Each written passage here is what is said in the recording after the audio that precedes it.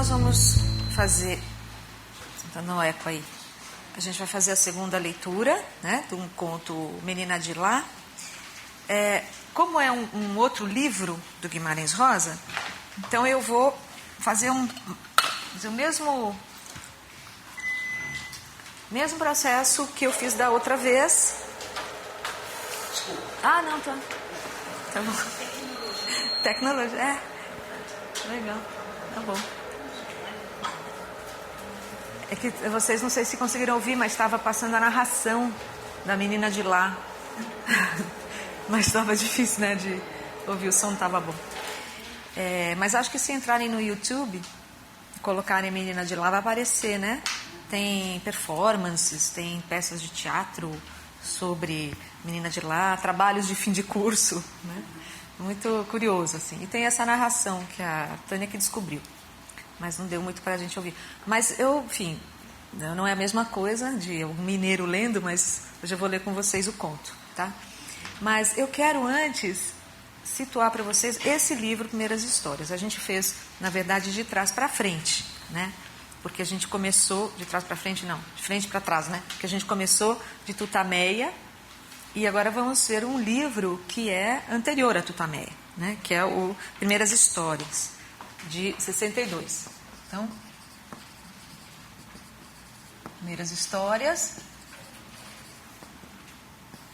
1962, portanto, 5 anos antes do Tutameia, tá? E vocês lembram até que Tutameia tem um subtítulo que é Terceiras Histórias, que se perguntava ao Guimarães, você fez a primeira e fez as segundas, cadê as terceiras? Fez as terceiras, cadê as segundas, né? Ele dizia, não, isso é para dar trabalho para vocês ficarem pensando. Mas depois a gente foi pensando um pouco em cima dessa lacuna, que na verdade não é exatamente uma lacuna, mas é vamos dizer, um jogo muito inteligente do Guimarães Rosa a partir da releitura, não é, daquelas terceiras histórias. Quer dizer, nós teríamos que ler uma segunda vez, lembra as epígrafes, né, do Schopenhauer, ler uma segunda vez e numa segunda visada outras histórias iriam surgir, que provavelmente as segundas, né, que ele diz não ter escrito. Bom, mas as primeiras, eu acho que a gente tem algumas coisas a dizer sobre esse livro, porque de fato, se a gente olhar pelo título Primeiras Histórias, é a primeira vez mesmo que o Guimarães Rosa está escrevendo contos curtos. Como a gente já foi logo para Tutameia, não deu para dizer isso, mas ele experimenta... já não posso pôr a mão aqui, já fiquei meio limitada nos movimentos. Mas ele experimenta o conto curto, porque até então, se vocês lembram, né, era Sagarana, são narrativas mais longas, novelas, né? Depois O Corpo de Baile e Grande Sertão, quer dizer, o Grande Sertão como romance, nem se diz, né, quer dizer, a dimensão que é, e Corpo de Baile, que são também narrativas longas. Não tinha escrito conto ainda. Conto no que a gente conhece como conto, no gênero narrativo conto, né, narrativas curtas, breves, que tem muito aquela dimensão que o Ricardo Piglia fala, o Cortázar também, nos textos dele sobre conto, que o conto ele precisa atingir o leitor, diferente do romance, por nocaute. E o romance pode ser por rounds, entende? O romance pode ir ganhando o leitor por rounds, mas o conto ele tem que ser, o leitor tem que ser nocauteado. E isso é muito interessante, porque tem que chegar no clímax da ação muito rápido, né? E desenvolver o núcleo brevemente, né? Claro que isso é muito relativo. A gente tem contistas que são mais digressivos, né? Que, vamos dizer, abrem mais a narrativa, né? Então, essa ideia de conto como sendo uma espécie de assim, tiro ao alvo, certeiro, né? O Guimarães Rosa tinha isso mesmo como, vamos dizer, uma proposta, né? Uma meta criativa. Ele diz que tem alguns contos que ele pegou no ar como uma bola. Andando na rua, o conto vem inteiro para ele, do primeiro à última linha, né? Foi o caso da Terceira Margem do Rio, que vai ser o nosso último conto, né? Então essa ideia de uma totalidade íntegra, coesa, que vai de uma vez, tem muito a ver com esse gênero curto. E Primeiras Histórias, então a gente tem vários significados para esses primeiras. Então, a primeira coisa é essa, né? Que é a primeira vez que o Guimarães Rosa experimenta a narrativa curta. Vamos colocar aqui, então, uma das primeiras acepções do termo aqui, narrativas curtas, né? Que ele vai depois radicalizar, porque vai chegar no Tutameia e vai ser curtíssima, né? Vão ser minutos de contos, sabe? Comprimidos de contos. Então ele vai realmente se encantar com esse poder da condensação, né? O poder do enxugamento, da coisa enxuta, que não tem, vamos dizer, adereços, né? Não tem adornos, não tem decoração. Você vai de uma vez, né? Para quem tinha vindo de Grande Sertão Veredas, que é exatamente a expansão maior de tudo isso, não tem nem capítulo, né? É um fluxo só, é uma fala, rio, né? Um rio fala, que vai embora e não tem parada, né? Então, aqui quando ele chega nas primeiras histórias, ele vai se encantar também com essa possibilidade de fazer narrativa curta. Uma outra possibilidade de ler essas primeiras é porque, de fato, são as narrativas, se vocês olharem do início ao fim do livro, e algumas narrativas mais explícitas nisso que eu vou falar do que outras, mas realmente é um livro que vai falar sobre um primeiro Brasil que está surgindo aí, né? O Brasil da modernidade, o Brasil da modernização, Juscelino Kubitschek, a construção de Brasília. Se vocês abrem o primeiro conto, As Margens da Alegria, ele diz lá, né? É uma viagem de um menino que vem de uma outra localidade que não se diz o nome, para onde se construía a grande cidade. Na grande cidade, no Cerrado, né? Quer dizer, desculpa, essa ideia de abrir um rasgão ali e construir Brasília. E vai ser, assim, embora não falar a palavra Brasília, mas ela é toda suposta, né? Ela abre o livro e ela fecha o livro, porque as primeiras histórias começam com As Margens da Alegria e termina com Os Cimos, que é o mesmo menino do primeiro conto, voltando para Brasília, né? De novo. É uma segunda viagem, na verdade é uma segunda iniciação. A viagem tem a ideia no Guimarães Rosa de uma travessia iniciática, né? O Guimarães Rosa trabalha muito com esse tópico, né, da travessia, da iniciação, né, do aprendizado. Ele trabalha com esse tópico, assim, que é milenar na história da literatura, né, desde a Odisseia, mas que ele atualiza na modernidade. Então, essa possibilidade de a gente pensar o livro como tendo como pano de fundo esse primeiro Brasil moderno, né? O Brasil que vai fazer a transição, né, entre o mundo mais oligárquico, né, o mundo de um patriarcado latifundiário, para um Brasil da cidade. Então, a entrada da cidade no sertão mineiro, a entrada da cidade no Planalto Central, a entrada do urbano. Mas vejam só, o Guimarães Rosa acena para esse pano de fundo, mas ele não fala desse mundo urbano. A cidade sequer é comentada, né, a não ser como uma miragem distante. No Grande Sertão não tem cidade. É mencionado assim uma outra vez, mas como uma espécie de lugar longínquo, distante, que ninguém nem sabe o que é, né? Então, o Guimarães Rosa é um autor do mundo sertanejo, do mundo interiorano, das pastagens, dos gerais, né, dessas regiões de engorda de gado, regiões de vaqueiros, de sertanejos, boiadeiros, disso que se trata. Agora, há vilarejos, pequenas cidadezinhas, né? Nós vamos, claro, quer dizer, onde é que moram essas pessoas? Né? Nas vilinhas, né? Lugarzinhos perdidos no nada, atrás da Serra do Minho, entende? São lugares que a gente precisa, inclusive, comentar um pouco do que seria essa região tão enigmática, né? Atrás da Serra do Minho, geralmente são atrás de serras, meio desconhecidos, lugares desconhecidos, que não existem geograficamente, né, marcados. Também não são lugares metafísicos só. Tem uma autora que eu gosto muito, que é a Leila Perrone Moisés. Ela tem um ensaio muito bonito que se chama Para Trás da Serra do Minho. Porque a Serra do Minho é o lugar onde está a menina de lá. Ela morava para trás da Serra do Minho. Essa é a descrição, né, topônima, né, do lugar onde ela está. E ela diz o seguinte, que na obra de Guimarães Rosa há lugares que não são nem físicos, nem metafísicos, não pertencem nem à geografia, nem a um suposto mundo sobrenatural. Seria fácil a gente simplesmente resolver o problema do Guimarães Rosa dizendo que se trata do mundo sobrenatural, né? Ela diz, bom, tem regiões ali que não são bem isso, né? Não são totalmente inventados, nem só lembrados, por exemplo, de um lugar existente, real. Então vejam que a dificuldade é grande, né? Lugar que não é lembrado, lugar que não é inventado, lugar que não é geográfico, lugar que não é metafísico, lugar que não é sobrenatural. Mas que raio de lugar é esse, né? Do que se trata, né? E ela diz assim, eles não pertencem à imaginação ou à memória consciente.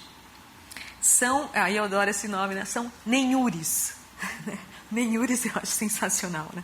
Lugar nenhures, né? Porque ela vai fazer uma análise defendendo que são vários traços afinados com o inconsciente freudiano. Então ela vai fazer toda uma leitura do inconsciente freudiano a partir desses lugares do Guimarães Rosa, atrás da Serra do Minho, etc., né? Lá nas Campinas, é outro conto que tem primeiras histórias também. Um outro conto chama Nenhum, Nenhuma. Ele diz que são lugares dos irreversos grandes fatos. Lugares dos irreversos grandes fatos. Parece ser da infância longínqua, mas também não está claro, né? Então é uma região muito enigmática na obra do Guimarães Rosa, né? Bom, sem falar na terceira margem do rio. Essa, né, não existe, né? O rio tem uma margem e outra margem. A terceira, ainda por cima, né, não é no ordinal, né, quer dizer, complicado, né? Que região é essa? Então, ela vai falando um pouco disso, desses lugares que são nenhures, que eu acho, enfim, super interessante como ideia, né? Ela diz o seguinte, esse lugar é um lugar psíquico, referido como nenhum, né, e geralmente fica do outro lado de uma paisagem montanhosa. Parece que é um lugar de difícil acesso, né? Então você precisa atravessar alguma coisa para chegar lá. Lá, menina de lá, né? É um lugar que nós não conhecemos, certamente. Nós que estamos do lado de cá, sei lá que lado é esse, mas os que estão do lado de cá não conhecem o lado de lá, né? E ela dá alguns exemplos, assim, de vários contos. Então, por exemplo, as lembranças estão fugindo atrás de serras e serras. Esse atrás de serras e serras é um pouco como a da menina de lá, atrás da Serra do Minho, né? Depois, lá nas Campinas, o lugar sonhado está na infinição. Infinição, né, que é o infinito com a indefinição, uma mescla curiosa, né? Infinição, a serra de atrás da serra. O Guimarães vai jogando um pouco com essas categorias espaciais, geográficas, né? Que a gente não consegue muito atribuir localidade definida, né? E ela diz o seguinte, ela traz uma expressão do Lacan que diz o seguinte: ao inconsciente, o nome de toda parte convém tão bem como de nenhuma parte. Então você pode falar tanto de toda parte, o inconsciente meio que atravessando tudo, né? Uma espécie de ar, né, que nos envolve, não está dentro, mas está aí, né? Possível para se manifestar em vários momentos. Ele pode ser em todo lugar, como também de nenhum lugar, né? Ele não tem uma precisão tópica definida. Bom, isso só para a gente, assim, a gente começar a se aproximar desse tema. Então, além de ser a primeira experimentação das narrativas curtas, então seria esse primeiro Brasil, Brasil novo, surgindo no meio dos gerais, né? Esse Brasil da indústria, o Brasil das trocas comerciais, né? O Brasil da tecnologia. O Brasil vai entrando, como a gente sabe, né? A partir de Juscelino Kubitschek, da década de 60, como isso vai marcando vamos dizer, as mudanças nessa paisagem sertaneja. E que eu acho que o Guimarães Rosa ele vai surpreender um pouco essa passagem, entende? Essa mudança de um Brasil para outro e todas as mazelas dessas transformações e todos os fascínios disso também. Quem não leu ainda Margens da Alegria, que é um conto também extraordinário do Guimarães Rosa, vai ver como que ele simboliza essa passagem do Brasil anterior para o Brasil moderno, Brasil mais arcaico, né? O Brasil mais primitivo, né? Num sentido de formas mais arraigadas na tradição, etc., através da figura desse menino que viaja, né? E ele parte de um lugar que é superior, que é o avião, onde tudo é toda bonança, né? Toda abundância de desejos realizados, e ele vai aterrissar nesse lugar onde estão se fazendo a cidade, Brasília, e ele vai se deparar justamente com as mazelas do mundo da realidade, né? Ele sai do sonho, que é o alto, e vai para esse baixo, que é o mundo do princípio da realidade, né? Primeiro ele vê um Peru maravilhoso, extraordinário, transbordante. Só a definição do Peru é das coisas mais lindas que tem no Guimarães. E ele vê esse Peru transbordante e por um átimo, né, uma espécie de transbordamento mágico. E quando ele quer procurar o Peru de novo, contam para ele que o Peru tinha sido morto para servir no aniversário do doutor, do engenheiro, provavelmente, construindo a cidade. Aí a primeira queda no mundo da perda, né? No mundo do desaparecimento das coisas. Então ele vai aprendendo a conviver com esse Brasil da destruição. né? Tem toda uma imagem, inclusive, da mata sendo devastada. Então, assim, essa passagem do princípio da realidade, do princípio do prazer para o princípio da realidade no menino, da primeira história, As Margens da Alegria, está paralela à mudança do Brasil, né? O Brasil de antes, né? O Brasil onde as relações eram regidas por normas e regras próprias do sertão, e o Brasil do governo, do Estado, onde entra a lei, onde entra o Código Civil, onde entra, né, a legislação. Por exemplo, o conto famigerado vai flagrar este momento. Vocês devem conhecer um conto famoso em que o tal famigerado, né, vai justamente se perceber estranho ao mundo dos letrados, dos doutores, o mundo das palavras. Ele, que é o homem das armas, né, ele vai se ver totalmente indefeso diante das palavras que ele não conhece.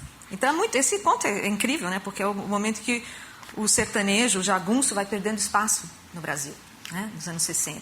Quer dizer, o Brasil vai se colocando ali as barreiras, né, legais, e o jagunço, que era o soberano de todos, né, rei das mortes e das honras e desonras, né, das vinganças todas, ele ouve de um moço do governo que ele era um famigerado.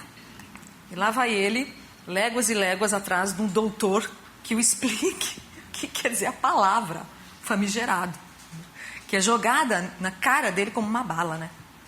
Mas a palavra agora é a arma nova que aparece para ser regida no sertão, onde vigia sempre a violência, né?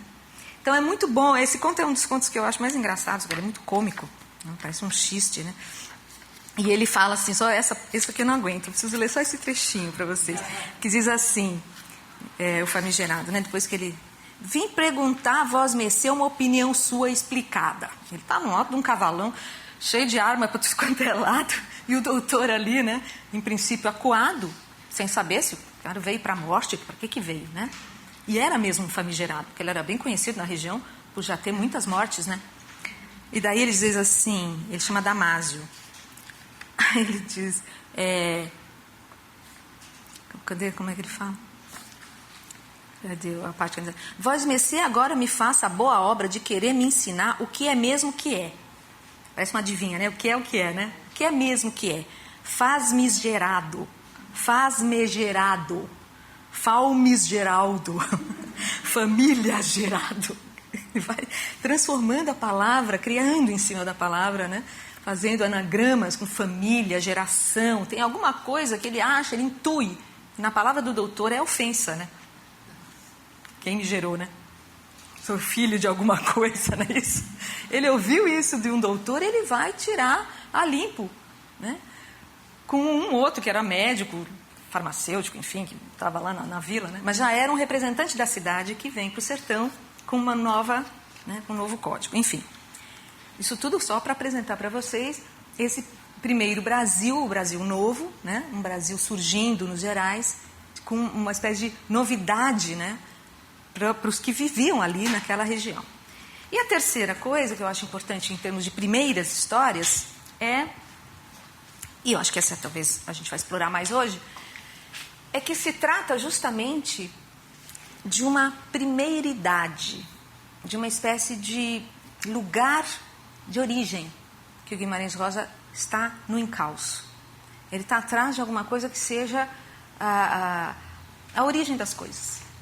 A primeiridade, vocês entendem essa ideia de primeiridade? Quer dizer, algo que surge, vamos dizer, como o núcleo primeiro, a nascente das coisas. Guimarães Rosa tem essa visada, né, para trás, eu acho, às vezes. Para trás no sentido de busca de uma origem, busca de um lugar inicial, de um lugar primeiro, onde as coisas ainda não foram pervertidas, não foram desgastadas. Ele faz isso com as palavras, eu tentei comentar isso na última aula, né? Como ele vai mostrando a nascente das palavras, ele quer voltar para essa fonte, né? Tirar das palavras aquilo que é uma espécie de, vamos dizer, cortina, né? Que faz com que as palavras percam o seu frescor. Então ele põe as palavras para viver novamente, como se fossem, lembram, bebês que acabaram de nascer, né? Então essa ideia de nascimento, de origem, de primeiridade, vai se manifestar nesses contos, principalmente pela linguagem, né? Essa linguagem primeira, da nascente, da fonte, da pureza, né? Linguagem, vamos dizer assim, em que as palavras surjam de forma surpreendente, né? Que elas nos surpreendam, que elas não sejam o nosso linguajar cotidiano, anestesiado, né? Banalizado pela comunicação utilitária, né? Que é uma comunicação que, enfim, ela teve que entrar numa rede do senso comum para que a comunicação instrumental se fizesse. Mas ela não é tudo, né? E ela reduziu, limitou. A gente ouve determinadas palavras e a gente nem sabe mais o que elas significam, de tanto que a gente já utilizou, né? Muitas vezes com consequências sérias, né? Em termos de entendimento. Então, vejam, quando ele... Até dei esse exemplo para vocês, né? Eu não sei se eu dei esse... Ele fala assim, prostitutriz. Prostitutriz é ótimo, né? Que é meretriz com prostituta. Aí eu acho que realmente é em dobro, né? Mas é prostitutriz. Ou então, orfandante. O órfão caminhante. É lindo isso, né? Que é o órfão à procura, né? E ele vai fazendo essas mesclas linguísticas, vocabulares, justamente para conseguir a primeiridade das palavras. De onde elas surgiram. Às vezes ele mistura com outras línguas. Comentei também para vocês isso, né? Como ele faz um amálgama de estrangeirismos. Às vezes arcaísmos, palavras que já estão fora de uso. Que por isso mesmo ainda estão mais vivas. Daí ele pega e repõe no seu vocabulário, né? Ele dizia que o português falado no interior de Minas era um português preservado das correntes migratórias e das correntes modernas. Então era um português mais castiço.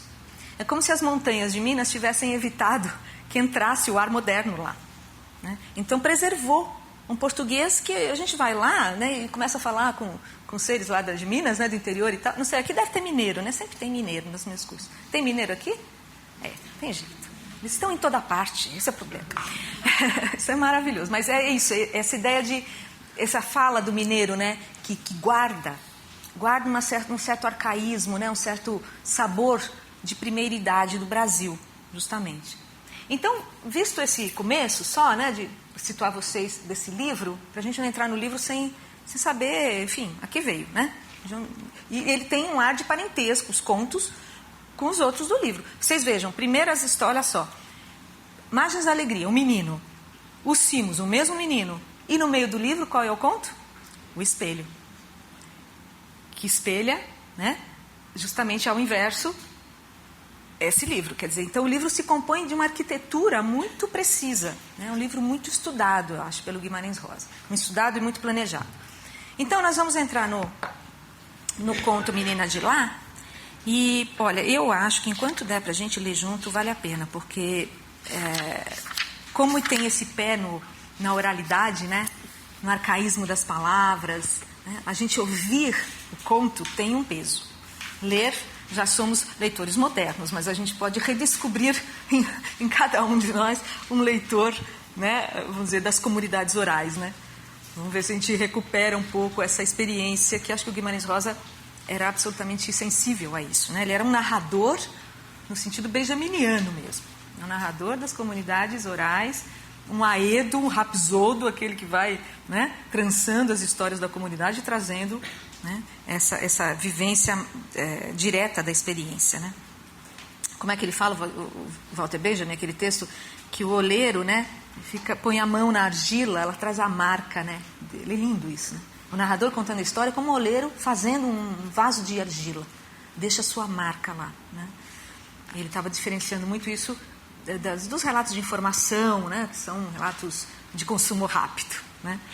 Bom, então nós vamos ler A Menina de Lá, que eu não estou achando, peraí, é depois de Suruca. É pequenininho, né? Vocês topam ler? A gente faz essa leitura, porque quem não teve tempo de ler também foi distribuído agora, né? Sua casa ficava para trás da Serra do Minho, quase no meio de um brejo de água limpa. Desculpa, eu tenho que manter a mão aqui, peraí. Sua casa ficava para trás da Serra do Minho, quase no meio de um brejo de água limpa, lugar chamado o Temor de Deus. O pai, pequeno sitiante, lidava com vacas e arroz. A mãe, urucuiana, nunca tirava o terço da mão, mesmo quando matando galinhas ou passando descompostura em alguém. E ela, menininha, por nome Maria, Nininha dita, nascera já muito para miúda, cabeçudota e com olhos enormes. Não que parecesse olhar ou enxergar de propósito.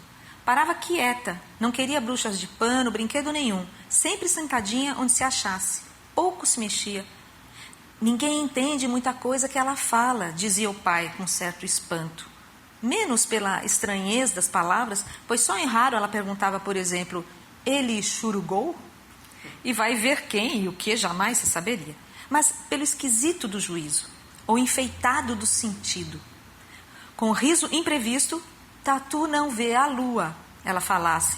Ou referia histórias absurdas, vagas, tudo muito curto, da abelha que se voou para uma nuvem, de uma porção de meninas e meninos sentados a uma mesa de doces, comprida, por tempo que nem se acabava, ou da precisão de se fazer lista das coisas todas no que no dia a dia, no dia por dia, a gente vem perdendo. Só a pura vida. Em geral, porém, Nininha, com seus nem 4 anos, não incomodava ninguém. E não se fazia notada, a não ser pela perfeita calma, imobilidade e silêncios. Nem parecia gostar ou desgostar especialmente de coisa ou pessoa nenhuma.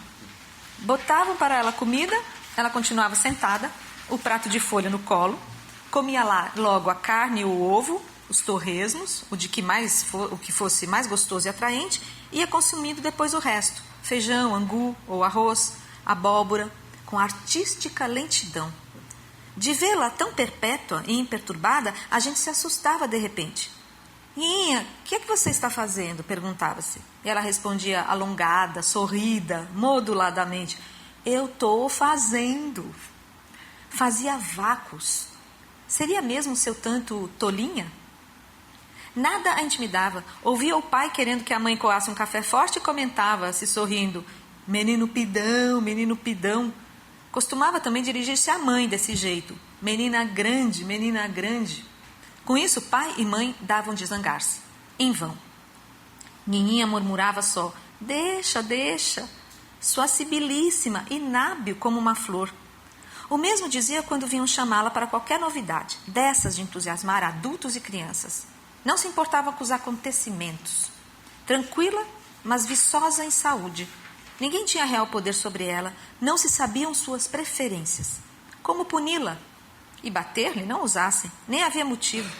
Mas o respeito que tinha por mãe e pai parecia mais uma engraçada espécie de tolerância. Inha gostava de mim. Conversávamos agora. Ela apreciava o casacão da noite. Cheinhas. Olhava as estrelas deléveis, sobre-humanas, chamava-as de estrelinhas pia-pia. Repetia, tudo nascendo. Essa sua exclamação dileta, em muitas ocasiões, com o deferir de um sorriso. E o ar? Dizia que o ar estava com cheiro de lembrança.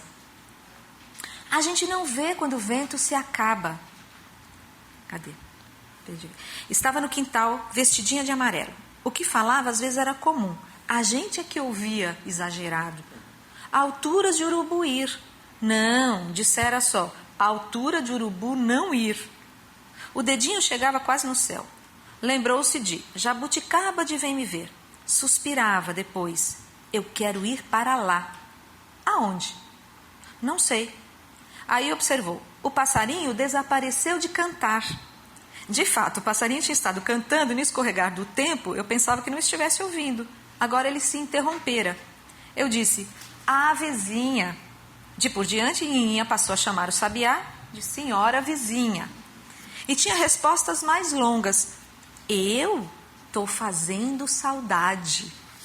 Outra hora falava-se de parentes já mortos. Ela riu. Vou visitar eles. Ralhei, dei conselhos, disse que ela estava com a lua. Olhou-me zombaz com seus olhos muito perspectivos. Ele te churugou? Nunca mais vi Nininha. Sei, porém, que foi por aí que ela começou a fazer milagres. Nem mãe nem pai acharam logo a maravilha, a repentina, mas tia Antônia. Parece que foi de manhã. Nininha só sentada olhando o nada diante das pessoas. Eu queria o sapo vir aqui. Se bem a ouviram, pensaram fosse um patranhar de seus disparates de sempre. Tia Antônia, por vezes, acenou-lhe com o dedo. Mas aí, reto, aos pulinhos, o ser entrava na sala, para os pés de Nininha. E não o sapo de papo, mas bela rã brejeira, vinda do verduroso, a rã verdíssima. Visita dessas jamais acontecera. E ela riu. Está trabalhando um feitiço. Os outros se pasmaram, silenciaram demais. Dias depois, com o mesmo sossego, eu queria uma pamonhinha de goiabada. Sussurrou. E nem bem meia hora chegou uma dona de longe que trazia os pãezinhos de goiabada enrolada na palha. Aquilo quem entendia? Nem os outros prodígios que vieram se seguindo. O que ela queria, que falava, súbito acontecia. Só que queria muito pouco. E sempre as coisas levianas, descuidosas, o que não põe nem quita. Assim, quando a mãe adoeceu de dores que eram de nenhum remédio, não houve fazer com que Nhinhinha lhe falasse a cura. Sorria apenas, segredando seu deixa, deixa. Não a podiam despersuadir. Mas veio vagarosa, abraçou a mãe, a beijou, quentinha. A mãe, que a olhava com estarrecida fé, sarou-se então no minuto. Souberam que ela tinha também outros modos. Decidiram de guardar segredo. Não viessem ali os curiosos, gente maldosa, interesseira, com escândalos. Ou os padres, o bispo, quisessem tomar conta da menina, levá-la para sério convento. Ninguém, nem os parentes de mais perto, devia saber. Também o pai, tia Antônia e a mãe, nem queriam versar conversas, sentiam um medo extraordinário da coisa, achavam ilusão. O que ao pai, aos poucos, pegava a aborrecer, era que de tudo não se tirasse o sensato proveito. Veio a seca, maior. Até o brejo ameaçava de se estorricar. Experimentaram pedir a Nhinhinha que quisesse a chuva. Mas não pode, ué. Ela sacudiu a cabecinha. Instaram-na, que senão se acabava tudo. O leite, o arroz, a carne, os doces, frutas, o melado. Deixa, deixa. Se sorria, repousada, chegou a fechar os olhos ao insistirem no súbito adormecer das andorinhas. Daí a 2 manhãs, queria o arco-íris. Choveu. E logo apareceu o arco da velha, sobressaído em verde e o vermelho, que era mais um vivo cor-de-rosa. Nhinhinha se alegrou, fora do sério, à tarde do dia com a refrescação. Fez o que nunca se lhe vira, pular e correr por casa e quintal. Adivinhou o passarinho verde? Pai e mãe se perguntavam. Esses os passarinhos cantavam, deputados de um reino. Mas houve que, a certo momento, tia Antônia repreendesse a menina, muito brava, muito forte, sem usos. Até a mãe e o pai não entenderam aquilo, não gostaram. Nhinhinha, branda, tornou a ficar sentadinha, inalterada, que nem se sonhasse, ainda mais imóvel com seu passarinho verde de pensamento. Pai e mãe cochichavam contentes, e quando ela crescesse e tomasse juízo, ia poder ajudar muito a eles, conforme a providência de certo prazia que fosse. E Nhinhinha adoeceu e morreu. Disse que da má água desses ares, todos os vivos atos se passam longe demais. Desabado aquele feito, houve muitas diversas dores de todos dos de casa. Um de repente enorme. A mãe, o pai e tia Antônia davam conta de que era a mesma coisa que se cada um deles tivesse morrido por metade. E mais, para repassar o coração, de se ver quando a mãe desfiava o terço, mas em vez das ave-marias, podendo só gemer aquilo de menina grande, com toda a ferocidade. E o pai alisava com as mãos o tamboretinho em que Nhinhinha se sentava tanto, em que ele mesmo se sentar não podia, que com o peso de seu corpo de homem, o tamboretinho se quebrava. Agora precisávamos de mandar recado ao arraial, para fazerem o caixão e aprontarem o enterro, com acompanhamento de virgens e anjos. Aí tia Antônia tomou coragem. Carecia de contar que naquele dia, do arco-íris da chuva, do passarinho, Nhinhinha tinha falado despropositado desatino. Por isso com ela ralhara. O que fora? Que queria um caixãozinho cor-de-rosa, com enfeites verdes brilhantes.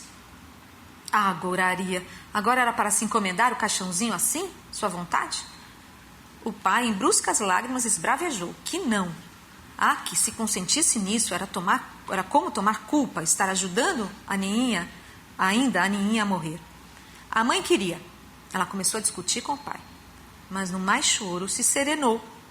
O sorriso tão bom, tão grande, suspensão num pensamento, que não era preciso encomendar, nem explicar, pois havia de sair bem assim, do jeito, cor-de-rosa com verdes funebrilhos, porque tinha de ser, pelo milagre, o de sua filhinha em glória, Santa Nhinhinha.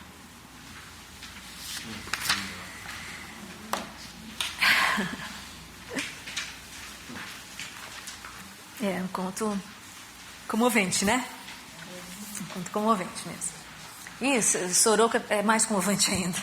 Soroka não dá para ler sem engasgar as 3 vezes, né?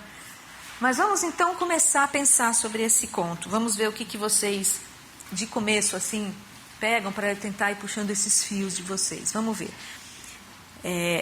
Podem falar assim, se tem a ver com título, se tem a ver com uma frase, com a personagem, né? Com alguma expressão, enfim, com o que vocês acharem pertinente, que chamam a atenção, não importa bem, não precisa ter uma tese sobre a questão, pode ser uma impressão. Eu acho que a leitura impressionista ela não deve ser pulada, sabe? A gente não pode ficar nela, né? Tudo impressionista, espontaneísta e tal. Mas ela é o nosso começo, ela é onde a gente tira, né? A nossa fruição. Né? E às vezes eu sinto que a análise literária muito acadêmica, ela pode, né, ser brusca, né? Com esse começo, né? A gente pode transformá-lo em entendimento, em compreensão, né? Em análise, mas eu acho que tem que partir daí. Então vamos lá. O que é que chama a atenção para vocês? Por onde vocês iriam? Eu fiz a relação com o que você falou sobre essa coisa do encontro, da superação entre o Brasil, o rural e o urbano. O de lá, será que não seria? O de lá, você diria que é o novo Brasil que está surgindo? Não? O Brasil que ficou para trás. Tá. O de lá em francês é além, né? O de lá, né? Você falou de lá, eu fiquei com o de lá. O de lá, então, seria, vamos dizer assim, aquele Brasil que está sendo superado, sobreposto, né? Pelo Brasil novo, pelo Brasil moderno, pelo Brasil das relações da modernização, né? Interessante, quer dizer, ela talvez represente algo, né, que não cabe mais, de alguma forma, nesse novo Brasil. Uma voz que, na verdade, é mais silêncio do que voz, né? É uma personagem do silêncio. Guimarães Rosa tem muitas personagens assim, do silêncio. Né? Ela ficava calada, né? Falava muito, depois ela começou a falar e o que ela falava se transformava, né, em coisas. Né? Esse poder da linguagem aí muito forte nela, né? Que a gente vai ter que decifrar mais. Mas é interessante essa ideia, vocês entenderam, né? Quer dizer, esse lá estaria, vamos dizer assim, sendo ultrapassado por esse Brasil da transformação das relações modernas, né? Das relações de troca, né? Da cidade, do urbano, do técnico, né? Desse Brasil que vai, enfim, abrindo caminho, né? Pois não. Na segunda leitura, porque de primeiro eu não percebi, uma das primeiras frases dela, ela diz: eu quero ir para lá e para outro mundo. Depois ela faz referência que ela quer ver as pessoas mortas, não é isso? Alguma mediunidade. É uma possibilidade. Eu acho que não dá para não pensar, né?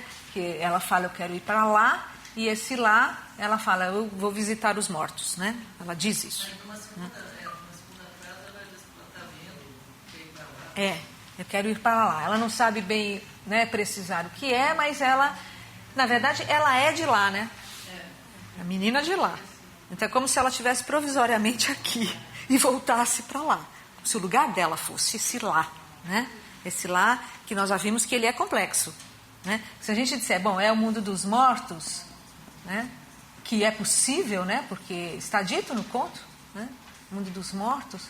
Quer dizer, então Mas assim, vou visitar eles.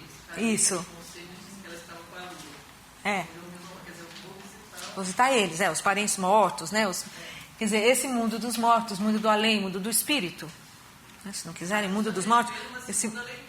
Sim, não vê direito, né? Porque, pois ao mesmo tempo, isso nos coloca, vamos dizer, uma precisão, né? Nesse lá, pode fechar um pouco o espectro desse texto, né? Esse lá também pode ser da lua, mundo dos loucos, mundo dos diferentes, dos anormais.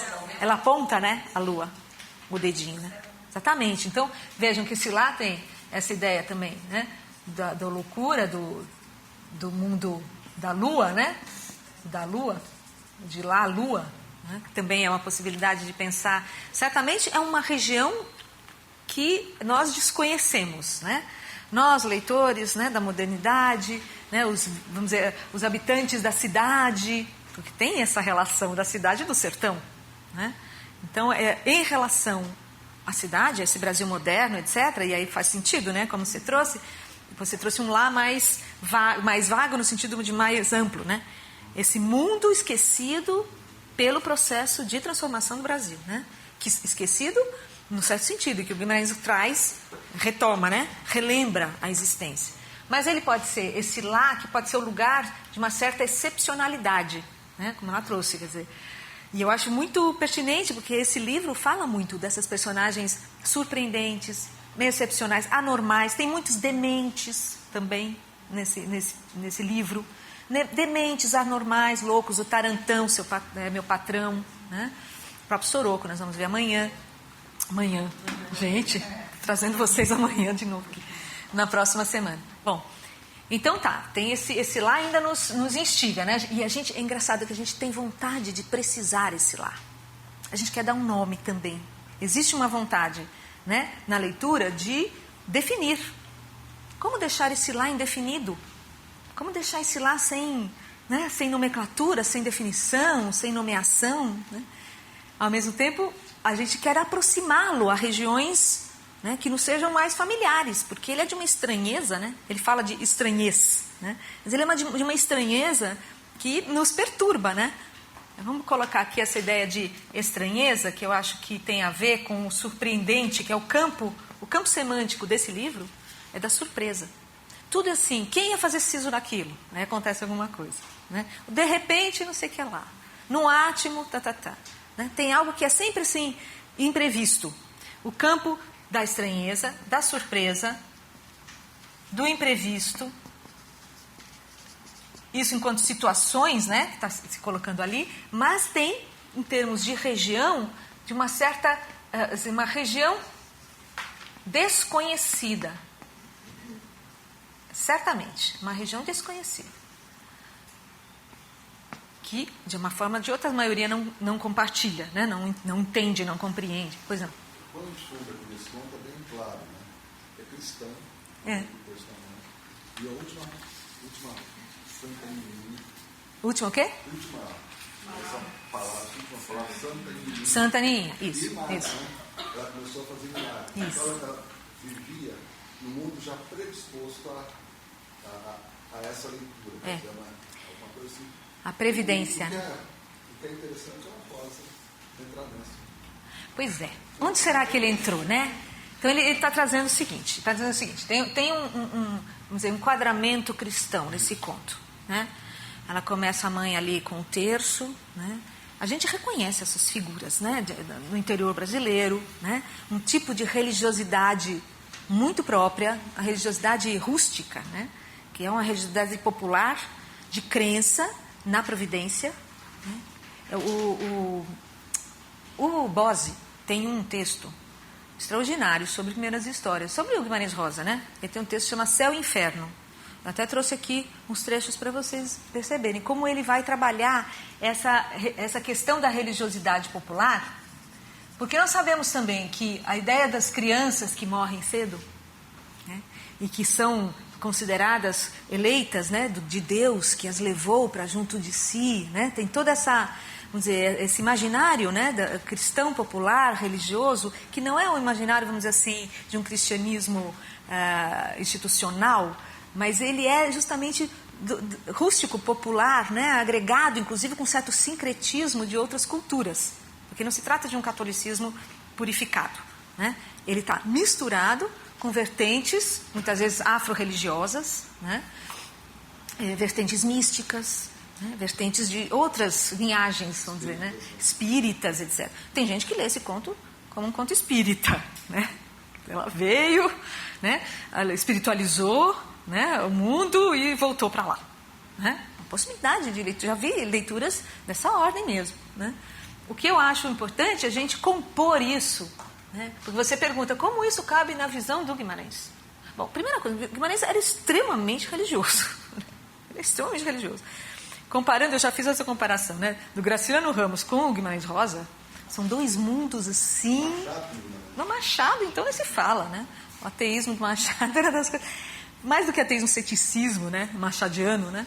Mas vejam que o que está entre o Guimarães Rosa e a matéria que ele está narrando é certamente um vínculo de religiosidade rústica, né, popular, que bebeu em fontes, né, vamos dizer, de culturas muito atrasadas, né, as culturas, vamos dizer, sem contato com a cidade, com o urbano, né, com a modernidade, etc., e que preservaram determinados ritos, né, determinadas relações com o mundo terreno, né, que são, vamos dizer assim, vínculos, né, com esse mundo do divino. Porque também pareceu uma crítica a essa igreja mais institucionalizada, né? Não sei se...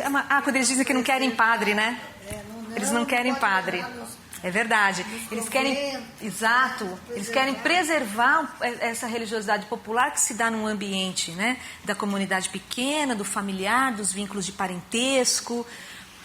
Ao mesmo tempo, isso que nós temos que ver. Quer dizer, isso significa o quê? Que ele está nos falando de uma, vamos dizer assim, de uma visão, né, vamos dizer, conservadora, não transformacional, de que ao pobre, né, ao pobre resta, né, a divindade como salvação última, as explicações de ordem religiosa vêm para compensar, né, a miséria, a pobreza. Né? Qual será a visada do Guimarães Rosa? Né?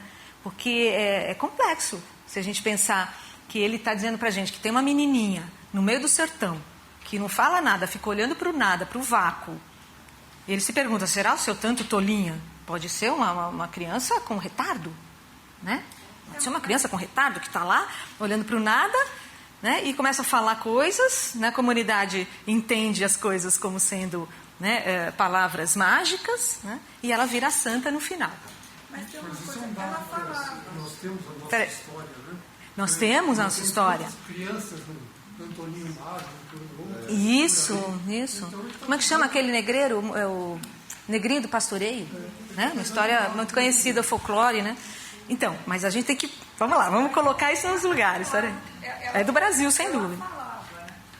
Ela falava, o que ela falava? Ela falava só sobre coisas assim, muito puras. Coisas da natureza, da abelha, da mesa. Só pura vida, ele fala. Só pura vida, essa foi até o título que eu dei para ela. Pura vida, isso mesmo. Então, bom, com isso não é que nós resolvemos o conto, nós só estamos problematizando as questões. Isso não resolve o conto. Foi mais problemas até, né? Como é que isso vai se relacionar com essa atmosfera que tem no conto, que parece que decalca alguma coisa que tem a ver com essa palavra da Ninha, né? Que a Ninha tem uma palavra que ninguém entende, né? Que ele churugou. Né? Sabe que eu não tinha o que fazer um dia? Eu comecei a tirar todas as frases em itálico, não tinha o que fazer mesmo, mas eu fiquei tirando todas as palavras em itálico, as frases, para ver o que dava. Porque os itálicos são as falas dela, né? É um poema. Vira um poema aquilo. Tatu não veio a lua, ele churugou, selinhas, pia-pia, não sei o quê, cheia das rimas lá dentro, sabe, de umas coisas.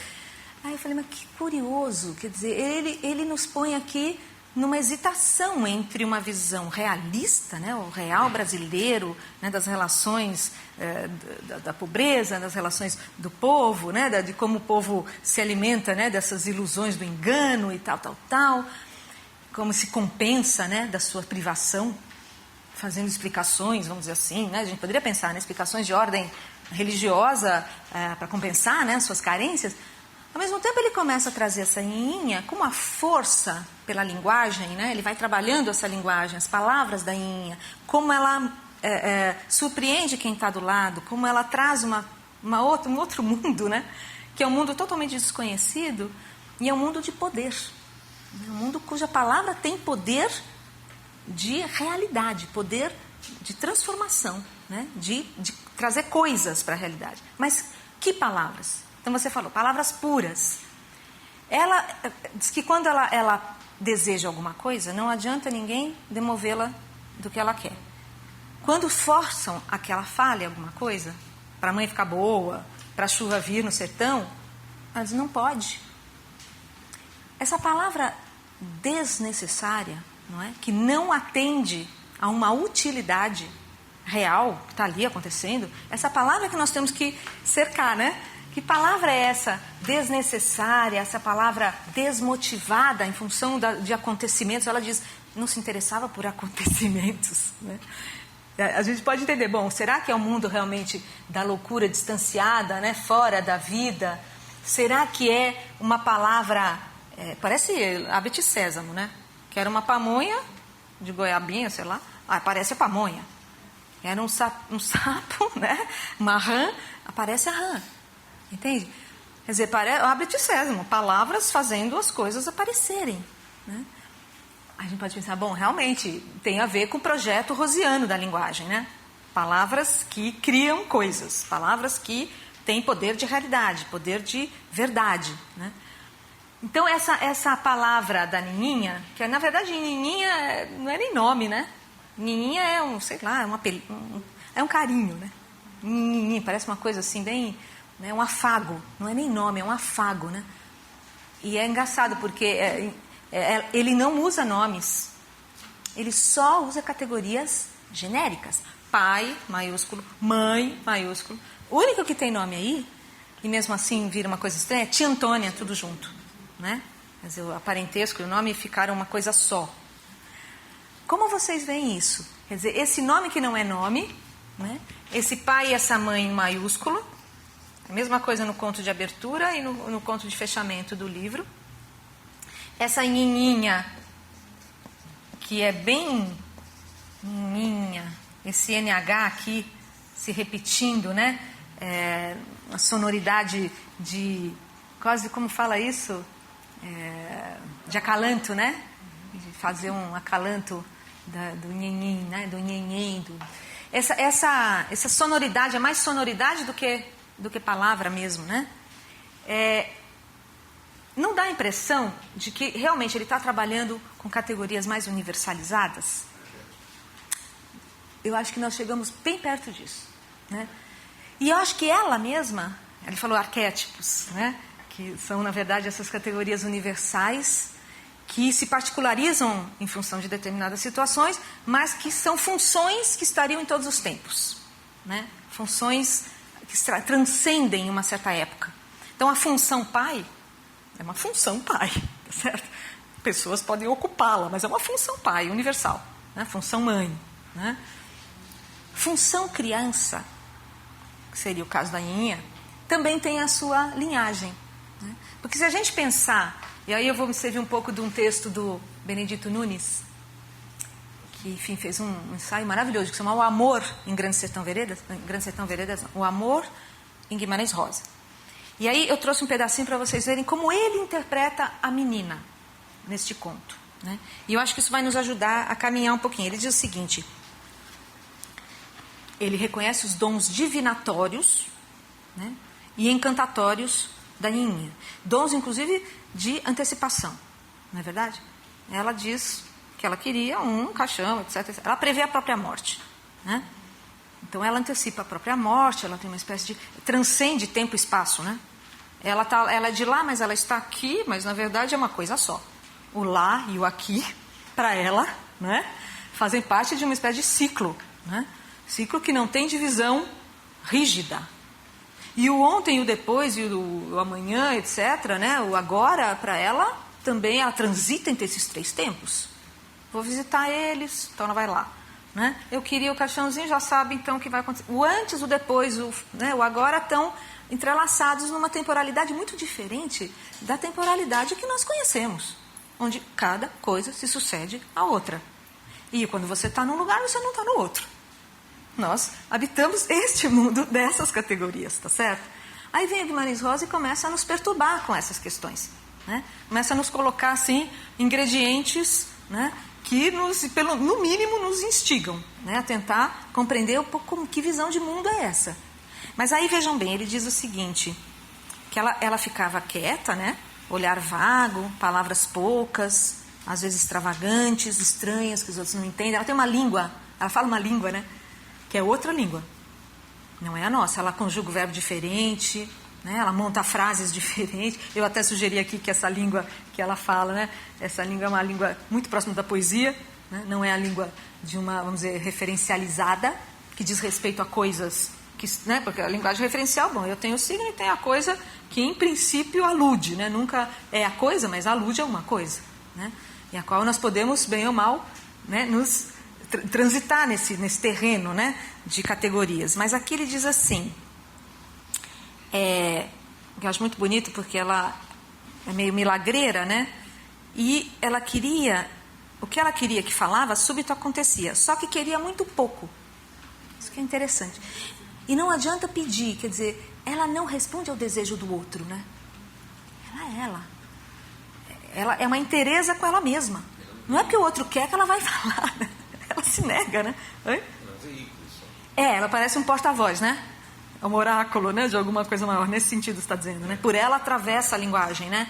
Ela não é detentora da linguagem. E não quer dizer, na verdade, há uma inteireza com o próprio desejo, porque ela quer coisas absolutamente desnecessárias, em princípio, né? Coisas gratuitas, coisas vãs, né? Muitas delas inúteis, de criança, né? Coisas de criança, e não cede à demanda alheia. Mas o outro quer que você faça vir a chuva, porque senão vai acabar tudo, vai secar todo o sertão. Mas não pode. Como assim não pode? Né? Como é que ela não responde, entende, ao apelo que está fora dela? Né? Então, a gente percebe que ela, de fato, trabalha num registro outro. Né? Não é um registro da não contradição, quando uma coisa é e não é outra coisa. Ela pode ser e não ser ao mesmo tempo. Ela está lá e está aqui. Não é? Ela está no presente e está no passado. Então começamos a construir uma personagem fora de parâmetros convencionais. Ela não atende aos parâmetros de construção de racionalidade, né? De relação com a vida, né? Enfim, de objetividade. Bom, ele diz o seguinte, onde é que ele vai buscar o modelo para essa menina, entende? Para a gente entender essa menininha. Essas personagens, que é o menino no Margens da Alegria que eu falei no começo, ele fala dessa menina e fala também do Moço Muito Branco, que é um outro conto das histórias. Esses personagens são dados a encantamentos, sortilégios, munidos de dons extraordinários, né? Que podem ter das coisas uma visão mais completa do que a comum. Lembra que quando o pai e a mãe brigam, não sei o quê, ela fala, não, deixa, né, menino pidão, menina grande, parece que ela que é a adulta da história, né? Ela sabe deles, conhece, né? E não se deixa abalar por nada. Não se deixa abalar por nada, nem pela morte da mãe, né? Pela possível morte da mãe, da doença, né? Nem pela seca, nem por nada. Né? Que pessoa, qual é esse terreno, né, que ela habita, né? Daí ele diz assim, elas pertencem, essas personagens, é uma proposta dele, uma hipótese, né? Eles pertencem a uma só família mítica. A infância ou a juventude é neles um estado de receptividade, de sabedoria inata, e tem duplo sentido. Por um lado, liga-se ao remoto e nebuloso passado. Temos aí a primeira idade que falávamos no início. Né? Personagens do começo dos tempos, quase. Né? Que quase nome não tem. São pura função. O Guimarães Rosa faz muito isso. Ele desparticulariza muitas personagens. Né? Ele vai tirando características muito singulares e vai deixando quase por abstração, como se fossem forças se movendo. Né? Forças, intensidades. Ele não singulariza demais. Né? Faz com que sejam, vamos dizer assim, tipos, né? Tipos ou arquétipos de forças maiores. Ele trabalha muito com isso, acho que isso é uma leitura que me parece cabível para ele. Ele diz o seguinte, Benedito Nunes. Então, por um lado, se liga remoto e nebuloso passado, que se confunde com as origens, e por outro lado, é o prenúncio de um novo ser ainda em esboço, que advirá do que é humano e terrenal. Então, é o passado, a origem, há alguma coisa ainda que não foi, vamos dizer assim, desligada do seu reino primeiro, né? Está lá ainda na unidade primordial, se quisermos dizer assim, e ao mesmo tempo prenuncia um ser totalizado, um ser maior, um ser fora das contingências. Isso é muito abstrato no Guimarães Rosa.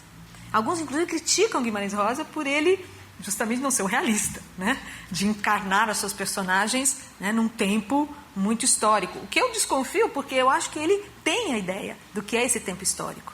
Só que ele não quer se prender a isto. Ele vai fazer essas personagens avançarem, né, por características muitas vezes míticas, né, como está dizendo aqui o Bose, né, personagens míticas, personagens que têm uma linhagem, né, dessa criança primordial. Ele chama de criança primordial, que tem a ver com essa primeira idade justamente, né? Que vem de lá e volta para lá. E o lá o que é? É a unidade primeira. Né? É uma origem ainda sem cisão, sem separação, onde a palavra e a coisa ainda estão grudadas. Não tem, vamos dizer, não é antes da queda, sabe? Antes da queda do pecado original, digamos assim. Pois não. É muita viagem nisso, ou isso se assemelha um pouco do self, desse caminho? Total, né? Eu acho que a criança primordial é uma expressão, né, do self junguiano, né, que você está falando. No Jung o self é essa, vamos dizer assim, esse começo onde o ego ainda não se destacou, né? O ego, quer dizer, essa função nossa, né, que faz a mediação com esse mundo de fora, né? E é uma espécie de totalidade primeira, de completude, não é? E ele diz que depois que o ego se separa, ele tende a retornar, né? Se religar. Só que agora com essa diferenciação já vivida, quer dizer, se individuou, né?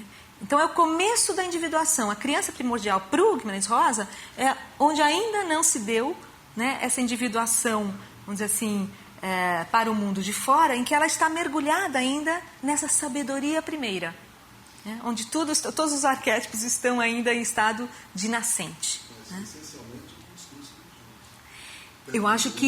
Eu acho que sim. Não, com certeza. E eu acho que ele pegou a tradição. O Guimarães Rosa, alguns dizem que ele é um neoplatônico. Plotino, né? É um neoplatônico. Quer dizer, como se as almas fossem, de alguma maneira, tivessem se dissociado dessa unidade primeiro e quisessem voltar para lá. Então, todo o percurso na vida terrestre, terrena, etc., são iniciações, fases e transições para se espiritualizar de novo e retornar ao seu começo. Isso é, vamos dizer, Platão absorvido pela Igreja, né, na Idade Média, né, a partir da Idade Média, né, na verdade até o século XVII. Né. E Plotino seria, vamos dizer, ele tem livros, né, a biblioteca do Guimarães Rosa cheia de livros de Plotino, mas não só, ele lia Allan Kardec, tudo anotado. Ele era meio espiritualista. Fala. Que eu acho que um pouquinho, que a gente está deixando meio de lado, mas talvez tenha alguma importância, eu também não sei. Que esse lado de cá, ele também não tem precisão. Ele está genérico. Ele está geograficamente localizado, mas ele não tem precisão nenhuma.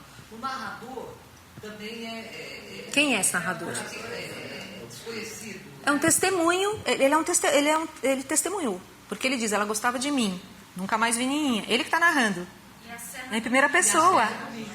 É a Serra do Minho, é um narrador que esteve lá e também saiu, né, perdeu contato, mas é um narrador que conheceu a Nininha. Né? Com esse ego, né, inflamado, né? Menino pidão, aquela criança chata. Mas é o pai, né? Que é o menino pidão, né? O menino pidão. Que também não está amadurecida. Né? Então, mas é isso que a Eliana está falando, quer dizer, é uma região pouco caracterizada, embora ela tenha algumas características que já, no Guimarães Rosa é isso, basta poucas indicações para você visualizar qual é essa região. E nós não temos dúvida que é uma região de privação, de carência, desassistida totalmente. Né? Temor de Deus. Temor de Deus. Não, isso corrobora, inclusive, né, a questão toda mais, né, mais religiosa também. Né? Mas vocês vejam que vejam que ele tem dois pés mesmo, né? Um pé no sertão, nas coisas, né, nessa região de precariedade, de seca, né, de falta de condições, né, mínimas de habitação, morava numa região, vamos dizer, sem precisão. Ao mesmo tempo, tem esse pé no mítico, né, esse pé no fabuloso, né, no imaginário dessa menina falando coisas e acontecendo coisas magicamente, prenunciando a própria morte. Né? Então, é como se ele tivesse uma dupla inserção mesmo, né? Como disse a Valnice, né? Um pé no sertão e o outro alhures, né? Essa ideia dela. De um lado você tem o mito da criança primordial, o mito em outros contos é o mito da androgenia, né? A alma que foi separada e se busca constantemente, como está no Banquete de Platão, né? E aqui você tem a história. Como é que se relaciona mito e história social no Guimarães Rosa? Isso aqui é um dilema. Esse é o problema, essa é a questão. Talvez por necessidade, mas a cidade mata os deuses. A cidade? Mata os deuses. A cidade mata os deuses. Mas é o que ela disse, se lá resgata aquilo que ficou... A necessidade dele, sei lá, não chegar até a cidade. De não chegar até a cidade. aí supre, vamos dizer, uma espécie de abandono também. Né? Porque nesse mundo dos loucos, tem gente que está cheio de loucos. Cheio de louco, sem dúvida. Você vai ver louco mesmo semana que vem, se prepare. Porque é louco de... Mas essa relação aqui dos arquétipos, das coisas universais, das forças cósmicas. Olha o que diz o Benedito Nunes nesta linha aqui do mito. Tem gente que vai trabalhar mais esse pé. Mas você não pega o Guimarães Rosa se ficar só numa dessas faces. Isso que é o problema. Você não pega. Se você pegar só a visão sociológica, da carência, da necessidade do Brasil modernizado, etc., você não pega isso que ele queria o salto. Certamente. Porque senão a gente estaria alinhando o Guimarães Rosa ao Graciliano, ao Machado, ao Raquel de Queiroz, ao Jorge Amado, etc. E mesmo o Jorge Amado também andou pirulutando por ali também, né? Mas esse engate aqui, mito e história, forças cósmicas com as forças, né, geográfico-econômicas, políticas no Guimarães Rosa, é o grande desafio de entendimento. Por isso que o texto tem que ser para a gente o nosso suporte, né? Para a gente saber quando que a gente está fora dele, né? Porque olha só, só vou terminar esse textinho aqui do Benedito Nunes. Ele fala, né, desse prenúncio do novo ser. Sob o primeiro aspecto, essa infância simboliza a alma que nasceu da unidade primordial e que por isso ainda participa da indistinção caótica anterior à separação dos elementos e anterior ao conflito dos princípios opostos do mundo sensível. Nininha não tem opostos, né? Ela não tem dilema, ela não tem falta, não falta nada. Ela fica ali, né? Sentada, calma, entregue, contemplando. Ela é um ser de contemplação. Ela está contemplando o cosmos, o universo, né? As coisas, enfim, que estão nesse mundo e que nós não percebemos, né? Eu acho que tem muito disso. A Nininha me parece que é uma personagem que o Guimarães Rosa um pouco está também dizendo, olha, para além das carências, das privações, das necessidades, tem algo que a Nininha carrega e que ele deve acreditar que todos nós podemos ter, que é um lá que está acessível a qualquer um, né? Encontre o lá dentro, encontre a terceira margem dentro, né? O Guimarães Rosa, ele acha que ele chama a gente para essa, né, para esse engate aí com essas personagens, tá certo? Porque são personagens do encantamento e que, de alguma forma, quando você menos espera, quer dizer, personagens que estariam à míngua, completamente, né, engolidas, né? A família não é tão amigo assim. O pai ele estava com vacas e arroz. Ah, mas a seca ia destruir tudo, né? Mas a seca tudo bem. A seca o quê? É verdade. Mas enfim, não é um, né? Você combina? Ela só come angu. É. De fato. Não é o Graciliano. Não é o Graciliano, mas é um sertão também que, enfim, está longe de ser um sertão de riquezas, né, de prosperidade. Não, agora ao mesmo tempo eu não vejo aqui muitos recursos, não consigo ver assim nesse conto muitos recursos. Eu vejo uma família sobrevivente, assim, não sei.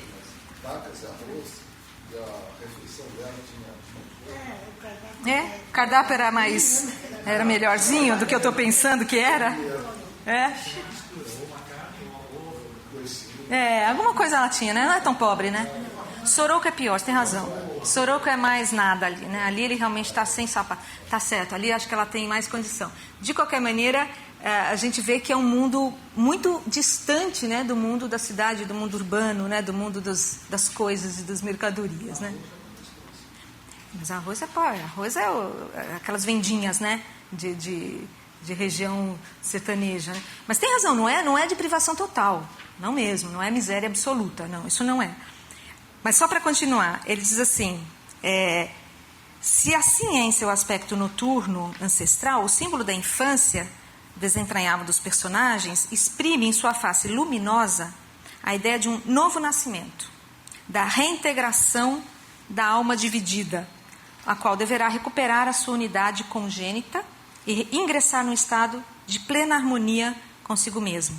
Harmonia que superará os contrários, o masculino e o feminino, que a dividem no estágio terreno de sua peregrinação. Então, para ele, assim, a alma, e Plotino diria isso, né? A alma dividida vai buscar, através de estágios, né, de superação, a reintegração nessa alma maior.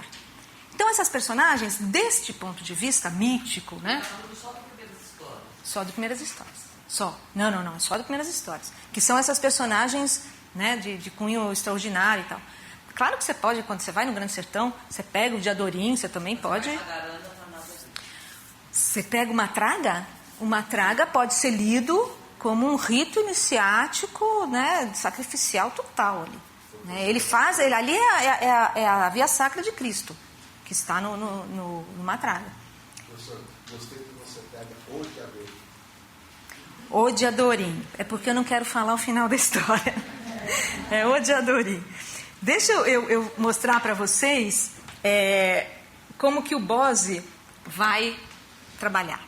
Porque aí eu quero trazer visões para vocês, porque não é fácil. A gente chega, não tenho nenhuma pretensão de chegar em verdade nenhuma, né, sobre a coisa. Eu tenho uma leitura que eu vou fazer no final, onde eu acho que está o foco, né, porque o conto abre para muitas vertentes, né. Mas olha o Bose dizendo, ele diz assim, comparando o Graciliano com o Guimarães Rosa, né? Ele diz que o que relaciona o Graciliano Ramos com a matéria que ele está narrando, com aqueles viventes do sertão, né, nordestino, é justamente o determinismo histórico, é o marxismo, não é? Que o coloca numa relação com aquele mundo, né, uma relação de necessidade básica, pura, né, simples, necessidade total, e que as personagens do Guimarães Rosa estariam impossibilitadas justamente de fazer qualquer tipo de voo, de salto, de fantasia, porque o narrador implacavelmente, né, demonstra a alienação que é isso, num mundo, né, num mundo sem redenção possível. O mundo de Graciliano Ramos é um mundo sem redenção, sem saída, né? Tanto que o Vidas Secas, né, é aquele périplo, né, da repetição da seca, né? Ao mesmo tempo, ele diz o seguinte, a necessidade é sempre o estado inicial, tanto do Graciliano quanto do Guimarães Rosa. A necessidade é o estado inicial. Mas, diversamente do que ocorre com os cabras de Graciliano, no Guimarães Rosa ela não é definitiva nem imutável. Isso é Alfredo Bose falando.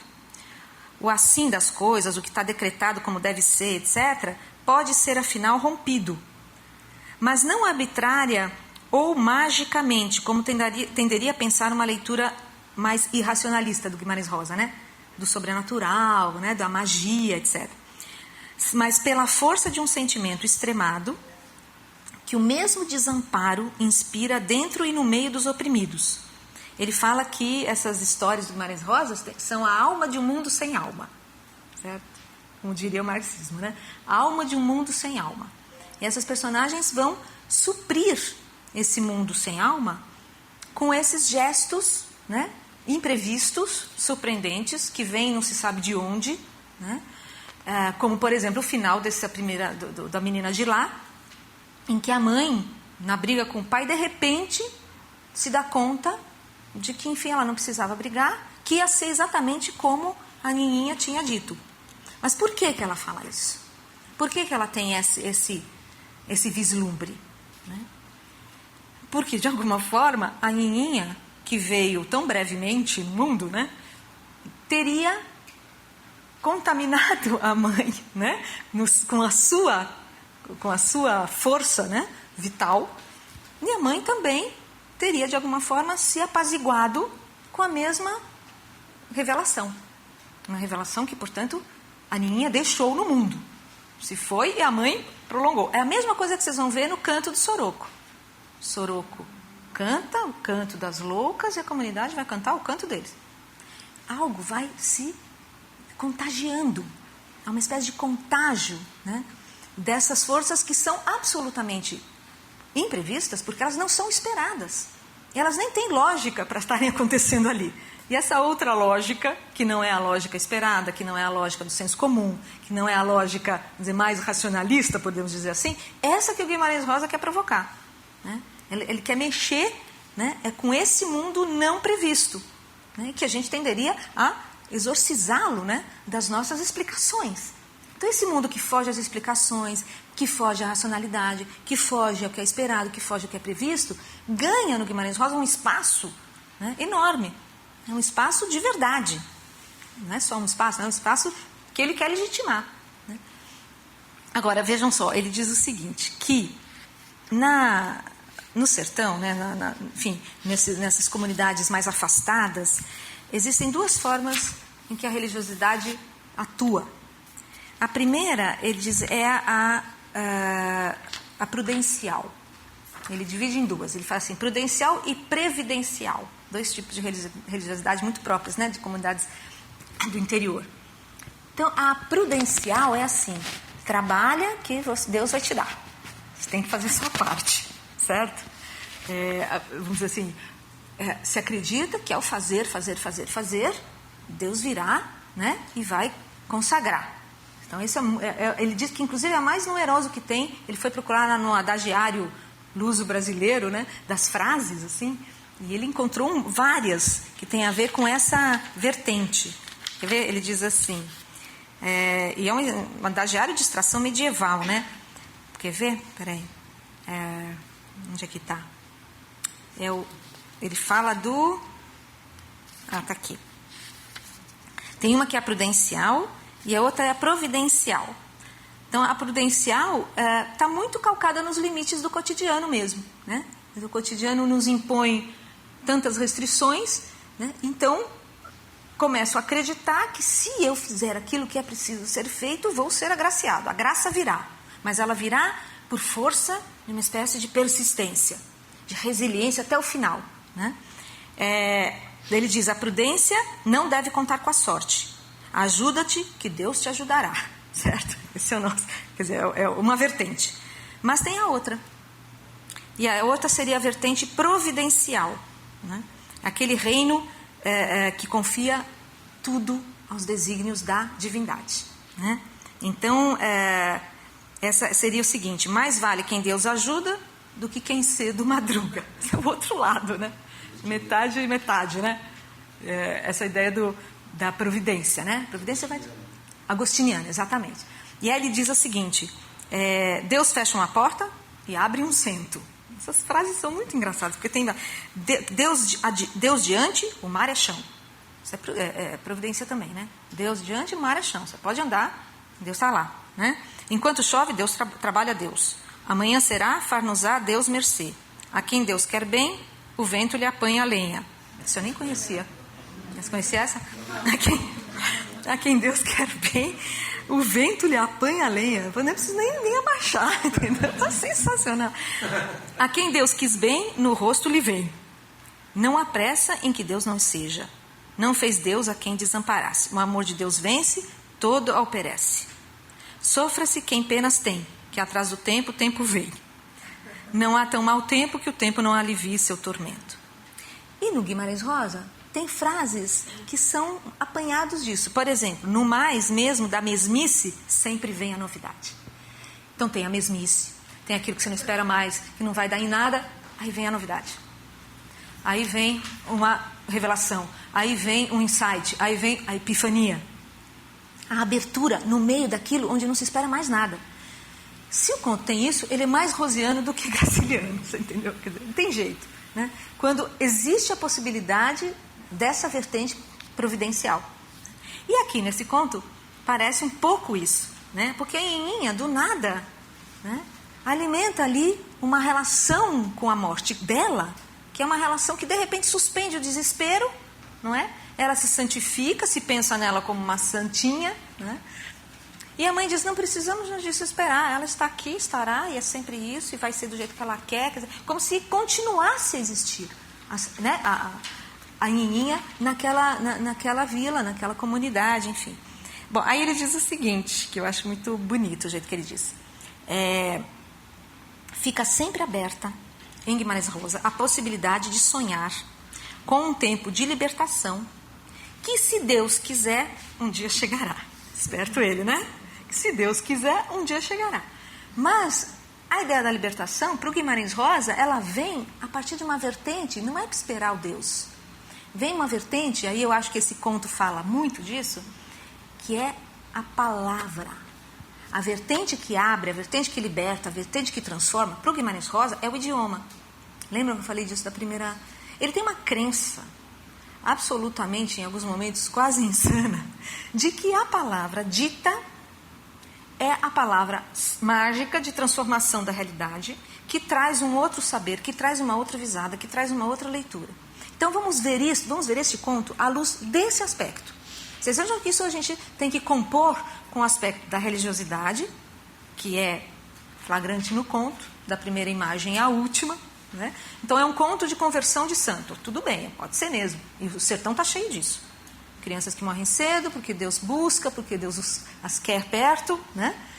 E é o modo de consolação, né, vamos dizer, da população mais carente, né? Que, enfim, não pode esperar nada de fora, não é?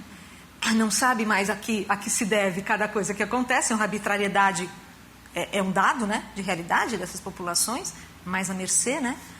E, de repente, isso vem sulcando essas comunidades como uma espécie de campo do surpreendente, né? E ele diz o seguinte: do mais fundo desamparo, as personagens emergem para um destino, muitas vezes consolador, seja através do canto, seja através da fala criadora, que é o caso da menina de lá. A fala criadora é uma fala de consolação, né? E de abertura do desamparo absoluto. Agora, vamos tentar olhar um pouquinho mais, seria essa nossa última parte, para o que essa fala diz, não é? Porque aí nós temos que olhar o texto, né? O texto responde muito essas coisas. Quer dizer, nós vimos que tem essa ideia da criança. A criança responde com mais espontaneidade às coisas do mundo. A criança tem mesmo uma sabedoria que ainda não foi formatada, né? Não foi castrada, né? pelas nossas ideologias, pelas nossas crenças, pelos valores determinados. Ela ainda está um pouco entregue a uma certa abertura, uma certa espontaneidade de visão. E a gente sabe que a criança é capaz de falar, né, coisas com combinações de signos, que muitas delas nós já perdemos, né? Essa possibilidade criativa que não se submete a censura nenhuma, que não, ela faz poemas, né? Brincando, né? Brincando. E depois isso se cala, né? O lá se cala. Esse lá que é essa região da liberdade, né? Essa região não, vamos dizer assim, enquadrada, né? Uma região não classificatória. Ela não atende a nenhum tipo de delimitação, né, do pensamento cartesiano, né, de tempo, espaço, de uma lógica, né, que oprime, né, muitas vezes o pensar, né. O pensar fora da lógica, ele é sentido por nós como desrazão, como loucura, né? Mas essa loucura pode ter ali algo que é um saber, né? É um saber. Quando, vamos dizer, eu estou falando mais do campo de uma desrazão do que provavelmente da loucura, né? Isso vocês vão ver no conto da semana que vem, né? A loucura é quando a desrazão se fecha, se enquadra num tipo do louco, né? O louco é, vamos dizer, uma espécie de aprisionamento em si mesmo da desrazão. Mas a desrazão está muito mais, vamos dizer assim, abrangente do que na loucura.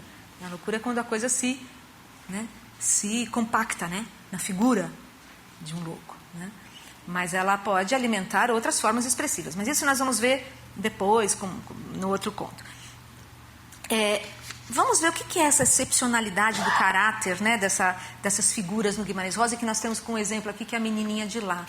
Eu acho que aí a gente teria que pensar que esses anormais, acho que a menininha de lá tem olhos grandes, né? Olhos enormes. Não é impressionante? Cabeça grande e olhos perspectivos. Olha só a descrição da menina de lá. Ela tem olhos perspectivos, ela vê muito. Ela vê diferente. Ela vê de outra maneira. Veja, se a gente lidasse com a menininha, provavelmente uma criança nascida com algum problema anormal ou, né, enfim, com retardo, ou que seja, não importa. Autista, olhando, fazendo vácuos, né? As descrições é muito por aí. O Guimarães Rosa não nos deixa enquadrá-la. Ela tem todas as características de um autista ou de uma débil, né? Down. Aquela cabeçona, né? Os olhos. Pois é, esse aqui é o ponto. Nós não tivemos essa expressão. Mas isso está lá no texto. O texto nos permitiria fazer uma leitura diagnóstica dessa menina. E, no entanto, ele não nos deixa fazer isso. Isso que eu acho uma arte mesmo do Guimarães Rosa, porque já conseguimos fazer um laudo. Gente, a gente faz um laudo, se a gente quiser, dessa menina. E aí a gente mata o conto, entendeu? Isso que ele está dizendo. Se a gente faz esse laudo, se a gente estereotipa a menina, se a gente classifica, se a gente mostra que então é fruto das condições... Ela morre, inclusive, das águas ruins da região. Né? Que não deve ter esgoto, não deve ter nada. Morreu dos maus ares, não sei o quê, águas, sei lá. Ou seja, a gente tem todos os dados, né, de uma concretude para falar dessa menina. Mas o Guimarães Rosa nos promove uma construção textual que ele não deixa a gente fazer isso, porque ele, inclusive, faz essa indefinição de categorias. Atrás da Serra do Minho, a menina de lá. Ele deixa vago. Ela não fala também, ela não tem vaguidão quando ela fala, ela tem uma certa vaguidão. Né? Ela não está dizendo coisas que nós conhecemos. Ela fala, é uma outra língua, é uma outra região que ela conhece, é um lugar do qual nós estamos apartados. Nós já nos dividimos em relação a essa região do lá. Né? Ela vai voltar para lá e a gente. Entendeu? Quer dizer, o conto um pouco promove a tentativa de nos aproximar de uma região desconhecida, de uma fala não lógica, de uma fala não cartesiana. Já eu sugeri isso a vocês, que a terceira margem não tem só duas, né? Já começamos a perder as nossas categorias de trânsito no mundo real. Né? E aqui vejam que ela diz assim, tudo nascendo. Essas aquelas coisas que ela fala. Neológica e neológica. E neológica, exatamente. Neológica e não lógica. Esse é o terreno, é o território que o Guimarães vai construindo. Né? Que a gente perde, vamos dizer, de referência o diagnóstico nem pensamos, né, na coisa da... Outra lógica, né? Diferenciada, mais ampla, né? Poética, né? De encantamento, de promoção de verdade, sabe? E ele vai fazendo esse jogo, aí eu acho que ele chega numa coisa que eu acho muito legal. Porque assim, a gente pode pensar, não, realmente, o tempo no Guimarães Rosa, ele não é muito tempo progressivo, linear, né, que nós habitamos, né? Ele vai falando de um tempo meio circular, o lá já está aqui, né? O lá e o aqui fazem parte, quer dizer, por que o lá está só lá? Por que esse lá não está aqui promovendo aberturas, né, conhecimentos, revelações? Mas ele está aqui se a gente conseguir enxergar. Mas para enxergar a gente tem que se desformatar. Esse que é o problema. Desformatar das convenções, né, desformatar das ideologias, desformatar daquilo que nos força a ver de um certo ângulo as coisas, né? Guimarães Rosa quer explodir essa prisão, né, de visão e nos colocar, vamos dizer, uma abertura de perspectivas. Que o plano do real para o Guimarães Rosa tem muitos. Esse que é o problema. Para ele, tem muitos. Né? Isso tem a ver, de novo, né, com o que o senhor disse, a visão, vamos dizer, de uma religiosidade mais de começo. Né? E essa religiosidade, por outro lado, não fecharia também? Aí eu acho que é uma questão de leitura do texto dele. Eu não vejo assim. O Reobaldo diz, bebo de todas as águas, né? O Reobaldo diz isso no Grande Sertão, bebo de todas as águas. Eu acho que Guimarães era assim. Porque ele não é um alienado e nem, vamos dizer assim, Poucas águas. Ele disse, não. Ele diz numa carta para o doutor italiano, como Reobaldo, ele pertence a todas as religiões. Ele se vê assim, né? Ele se vê assim, ele bebe também de muitas águas, né? Porque ele é um erudito, né?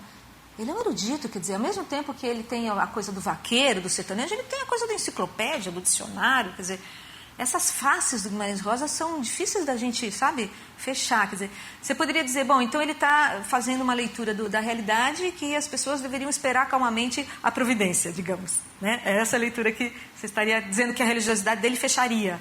Né, por aí. Pois eu não vejo assim, porque eu acho que ele não está... É religiosidade ou espiritualidade? Não, espiritualidade, claro. Eu acho que o alcance é de espiritualidade. Mas mesmo a espiritualidade pode ser um contrapé, né? Quer dizer, pode ser um atraso, né? Nesse sentido de olhar a realidade, vamos dizer assim, à espera dessas forças e não... Eu acho que essa coisa da espiritualidade no Guimarães Rosa não fecharia. Eu acho que ela promove possibilidades outras de compreensão, né? Eu vejo assim, não sei, como o chão é para mim. Muito. Mas é mais forma. Como Dostoiévski, a religiosidade dele bom. mas é Dostoiévski. A mão. A mesma coisa, a religiosa é horrível, mas a forma, quer dizer. A forma que fala, né? A forma é significativa, né? E a forma não se separa de conteúdo, não, né? Ela tem essa... Não, mas aí eu estou provocando um pouco. Eu entendi. Mas nós vamos ter mais chance de confrontar um pouco essas visões, porque o texto do Rosa promove mesmo esse dilema, né? O quanto ele põe, né, esses personagens para se transformar. Ele quase que impõe. Ah, bom, aí já ficou forte. Você ia falar? Ele também se refere a dar pontos, né? O doutor tradutor italiano facilitar a tradução da obra dele, então ele dá um ponto, acho que é um enredo. A ordem da realidade sertaneja. 2 pontos é um enredo. 3 é poesia. E 4, que é o último, 4 pontos, é o valor religioso, metafísico religioso da obra dele. Isso tem. Não, e aí ele trabalha com categorias, vamos dizer assim, dessa universalidade, né? As categorias metafísicas do Grande Sertão já foram estudadas, enfim, acho que é um fato, né? É um fato. Por isso, de novo, né? Quer dizer, se ele fosse só um metafísico, nós perderíamos o chão, né? Estaríamos falando de categorias mais abstratas, sem enraizamento. Como eu acho que ele não é assim tão simples da gente classificar, né? Eu acho que ele calca as histórias dele dentro de uma região, né, conhecida do Brasil, e faz essas personagens migrarem de um estado, vamos dizer, mais enraizado para um estado mais transcendente. Uma não região. Uma serra atrás do Minho, uma não região. Não, uma coisa que eu ia falar, que acho que eu estava esquecendo, que é o seguinte, que tem a ver com essa ideia de estar aqui, estar lá ao mesmo tempo, né? Do que se trata, né? Eu vejo que a Nininha, não é só a Nininha, mas a construção do texto, né? O jeito como ele vai trabalhando essas frases, que não nos deixa muito, vamos dizer assim, fechar as questões, no meu entender, né? Em relação ao que seria essa menina, né? Qual que filiação ela teria, etc. Eu acho que ele faz dessa linguagem algo justamente diferente do campo da comunicação e do campo instrumental. A linguagem que ele traz com a Nininha é a linguagem, como a gente estava conversando, dessa contemplação poética. E o que seria essa contemplação poética? Que eu acho que a Nininha traz, né? E ela, vamos dizer assim, destoa justamente do senso comum e destoa, vamos dizer, da maioria, né, da comunicação falada ou mesmo referencial, que é como se ela trouxesse aqui, eu vou tentar mostrar isso aqui, ela trouxesse uma espécie de campo estético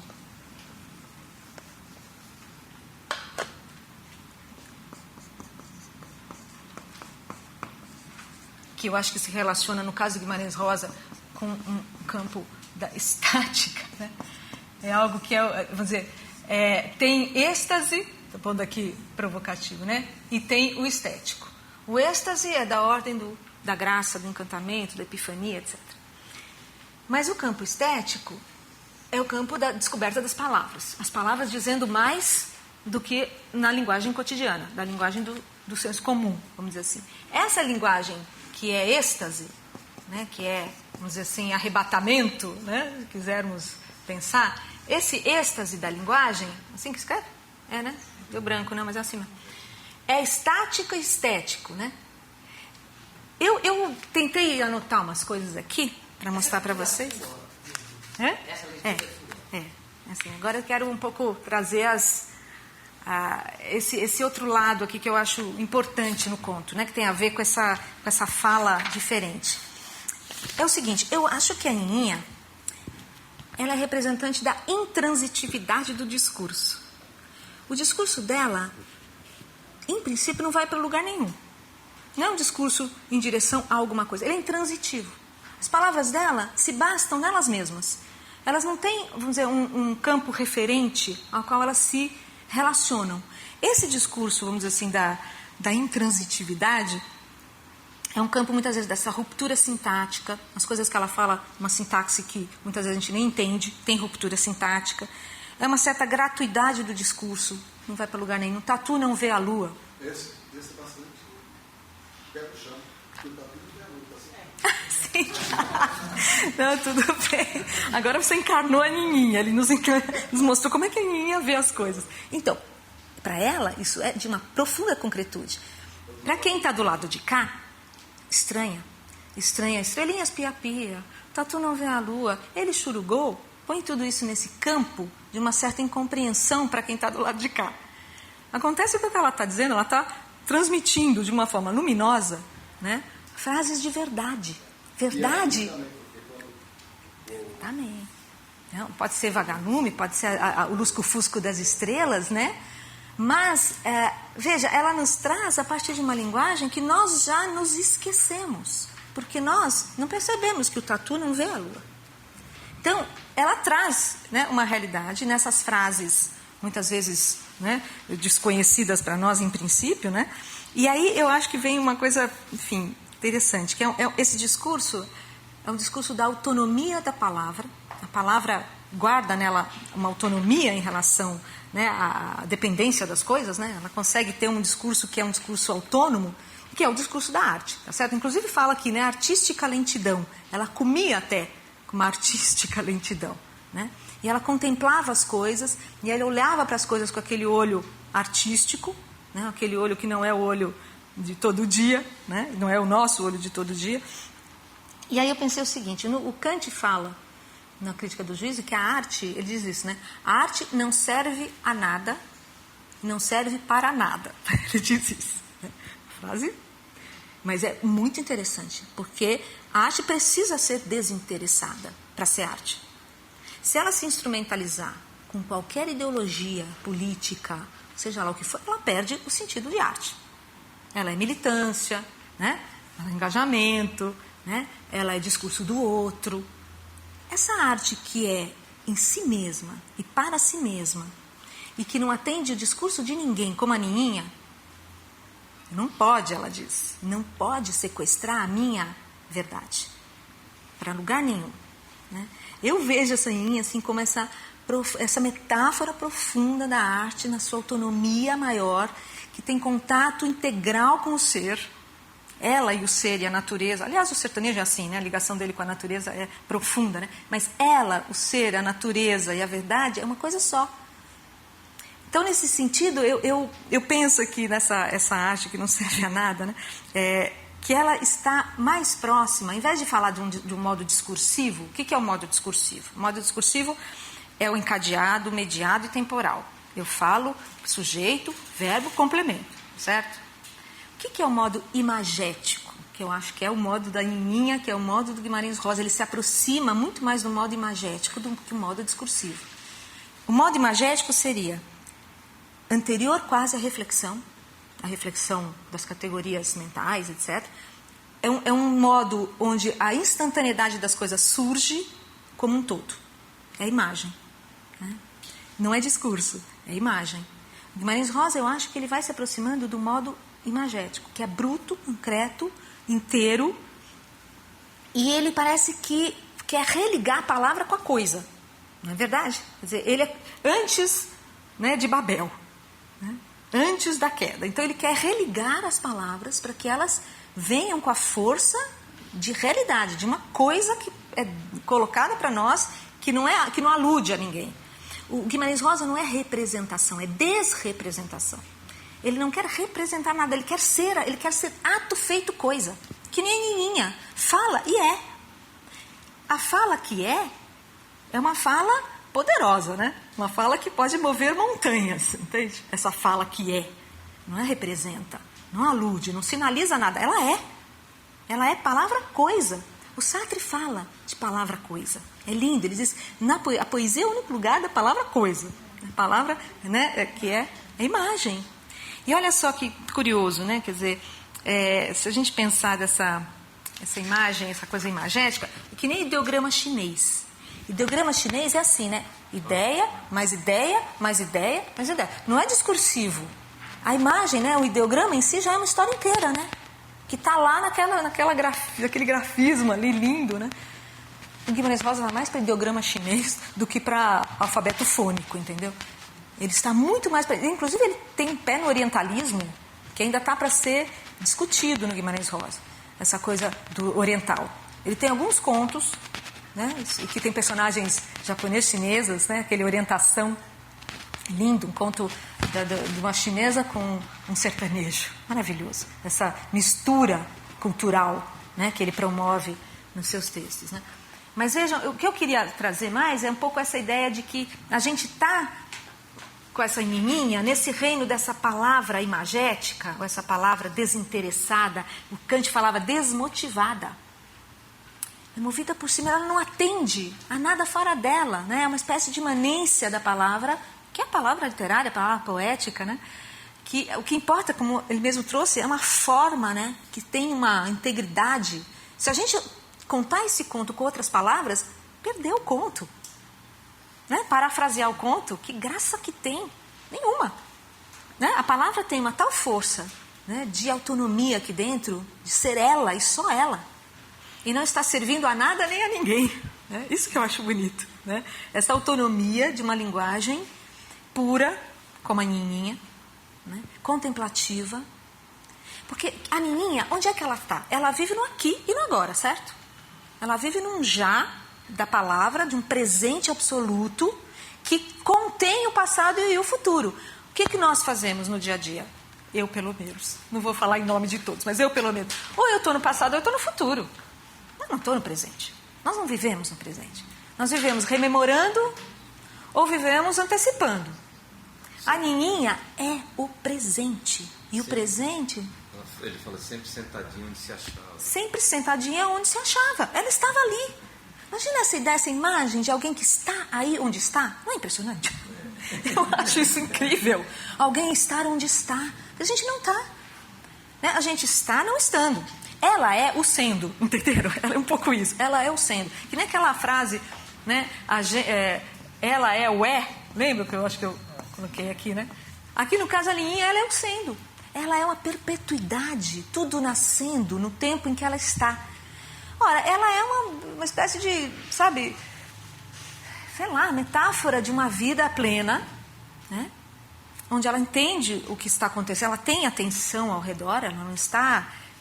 aí que esse autismo dela está sendo relido aqui, né? Ressignificado por essa leitura. Mas é como se a gente pudesse compor com a Nininha uma exemplaridade de um presente pleno, radical, onde as coisas pudessem existir e você estivesse dentro do seu desejo, né? Estivesse de posse do seu desejo.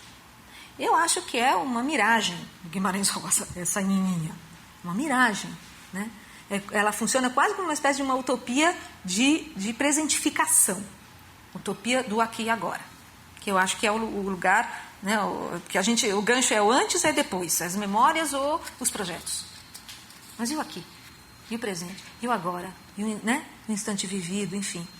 É muito interessante porque a Clarice Lispector é uma autora totalmente diferente de Guimarães Rosa e que está na busca do mesmo instante já. Água Viva é isso, quem leu Água Viva. Instante já. Só que ela nunca pega. Ela nunca pega. E ela vive do fracasso, dessa linguagem que nunca é. A Clarice Lispector é uma outra história, né? Ela fala do intervalo sempre. Entre palavra e as coisas, ela está sempre no intervalo.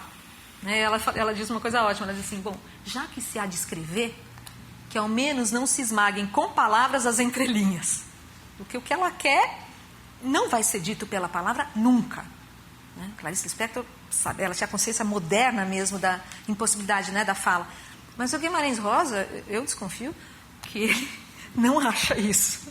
Ele acha que a linguagem é capaz de ser as coisas. Né?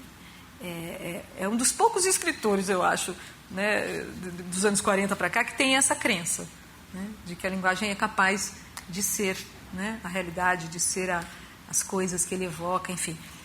Mas, então aqui eu acho que a gente precisaria pensar nessa Nininha também como uma metáfora, né, dessa linguagem que o Guimarães Rosa, eu acho, persegue, né, em todos desses contos todos, e ela tem um pouco essa ideia ela fala despropositado desatino. Despropósito, não tem propósito, né? Não está à mercê de coisa alguma que a demande, que a oriente, que a aprisione, que, né, que a coloque dentro de uma função, né?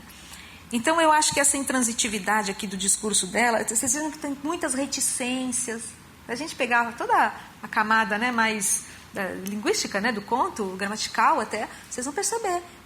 É um discurso vago, tem frases que não se completam, tem muita reticência, tem exclamação, né, um discurso mais do estado contemplativo do ser, né, desse ser que, pelo que disse Benedito Nunes, quer reintegrar-se à unidade perdida. Daí ela vai para lá. Ela vem, passeia, espiritualiza e vai embora, né?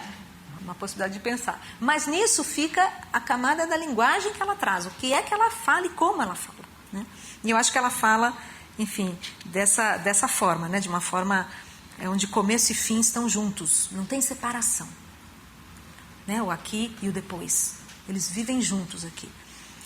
Eu acho que falar de transcendência no Guimarães Rosa enfim, é complicado porque não que não tenha ascese mística, né? Elevação, espírito que se eleva e tudo mais, mas eu vejo a transcendência do Guimarães Rosa um pouco diferente. Eu vejo que o transcendente está aqui, é o imanente. Não é um lugar para onde se vai. Talvez aí, eu acho que a gente possa pensar muito, se for para pensar em termos religiosos, pensar mais em Spinoza. Porque no Spinoza é o seguinte, Deus está, você não chega a Deus. Deus é. Deus está. Ele não é um lugar para o qual você tem que fazer coisas para chegar. Ele está, né, em tudo. O Deus spinoziano é um Deus mais próximo, me parece, do Guimarães Rosa, de alguma forma. Né? Essa ideia... Eu até escrevi aqui uma coisa sobre esse Spinoza. Deixa eu ver se eu vou lembrar. Gente, desculpa, acho que eu já... Ai, tá, faltam 5 minutos para acabar, né? Peraí. Do Spinoza eu escrevi o seguinte, só para acabar então com isso. Cadê? Os poderes, atributos... Peraí. Ele fala, né? Só para vocês verem, eu vou defender meu ponto de vista. Ele diz que ela era inábil como uma flor. Inábil. Não tem habilidade, sabe? Ela não é utilitária. Ela não está instrumentalizada para nada, ela é inábil nesse sentido. Né? Ela não tem, sabe, uso, não é para usá-la. Eu acho bonito isso, vocês não acham? Ela não tem interesse instrumental, não responde ao desejo do outro. Puro aqui, agora, onde ninguém vive. Isso que eu escrevi aqui. E é tudo muito de coordenadas, é mais do que subordinadas as frases. O Guimarães Rosa trabalha muito com coordenação. Ele não acha que as coisas têm hierarquia, tudo é importante, tudo é igualmente importante. Né? Você pode acabar uma frase, fazer uma frase com uma palavra só, né? Sem subordinação de nada, entende? As palavras, ele trabalha muito com essa simetria vocabular e de frases. Né? As palavras não têm importância. Eu estou só querendo achar essa parte do... Peraí, que eu vou achar já, do Spinoza que eu escrevi, que eu acho que pode dar uma... Só para esclarecer essa última coisa. Peraí. Se não der, vai ficar para outra coisa. Puxa, não achei onde foi, mas deixa, tudo bem. Depois eu... a frase do Guimarães Rosa, então, para a gente um pouco terminar com isso, eu quero ouvir algumas perguntas de vocês. Ele diz assim, o bem-estar do homem depende, sem dúvida, do descobrimento do soro contra a varíola. Ele era médico, sabia disso. E as picadas de cobras, etc. Mas também depende, não dá nada, né? Mas também depende de que ele devolva a palavra ao seu sentido original. Do soro de vacina contra a cobra, para devolver o sentido original das palavras. Percebe como para ele... As coisas estão juntas, entende? Tecnologia, medicina, descobertas, vida... Mas tem que devolver o sentido original das palavras. E ele disse, não abre mão. E a linha é a tentativa de devolver o sentido original das palavras. Repito. O bem-estar do homem... Isso está numa entrevista sensacional dele para o Gunther Lorenz, que é o tradutor dele. Uma entrevista belíssima que está onde está isso? Está naquela Fortuna Crítica, um livrão, mas eu posso trazer o xerox se depois quiserem, eu não sei. Como é muito raro, eu faço leilão, eu já ganho. O bem-estar do homem depende do descobrimento do soro contra a varíola e as picadas de cobras. Mas também depende de que ele devolva à palavra o seu sentido original. Quer ver mais uma, mas aí é um pouquinho maior. Você conseguiu anotar? Tá ainda? As picadas de cobra. Mas também depende de que ele devolva a palavra o seu sentido original. Para ele é isso, né? Pois não. Você atribui essa opção de colocar o narrador? Bacana, pergunta ótima. O narrador a gente não comentou, né? Tanta coisa para comentar. O narrador, ele é peculiar. A Eliane falou. Isso é muito próprio do Guimarães Rosa. Deve, tá? Uma coisa que eu achei bem instigante, muito provocativo, porque ele coloca a menina num estado de suspensão, né? Ele fala que ela não gosta de ninguém, né? Ela gostava dele. Gostava dele, exato. Ela gostava dele. Parece até uma contradição. Parece uma contradição. Ele afirma com muita propriedade, mas às vezes que menina gostava de ninguém. Mas Nem parecia gostar ou desgostar especialmente de coisa ou pessoa. Gostar ou desgostar, né? Mas de mim ela gostava. Mas de mim ela gostava. Conversava com ele. Conversava. É verdade.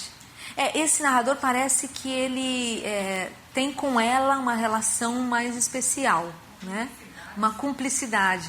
E ele, enfim, parece que por ter presenciado essa relação, ele é capaz de contar, né, sobre ela depois que ela morreu. Ele é um porta-voz, né, dessa verdade do lar que é para ser mantida, né, para transitar. Ele resgata esse lar através da história que ele conta. Então é interessante, porque é um narrador que ele entra primeiro como se fosse terceira pessoa, onisciente, para abrir a história de uma forma menos pessoalizada. Depois é como se ele entrasse e saísse. Ele faz o percurso um pouco dela também, né? Que entra e depois sai da história, né? Sai para o lá, né?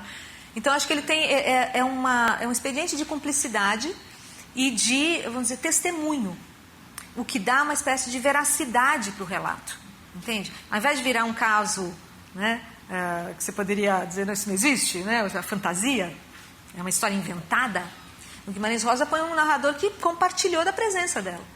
E ele faz isso em vários contos, viu? O Soroco, ele vai fazer a mesma coisa. Esse narrador que ora está dentro e ora está fora.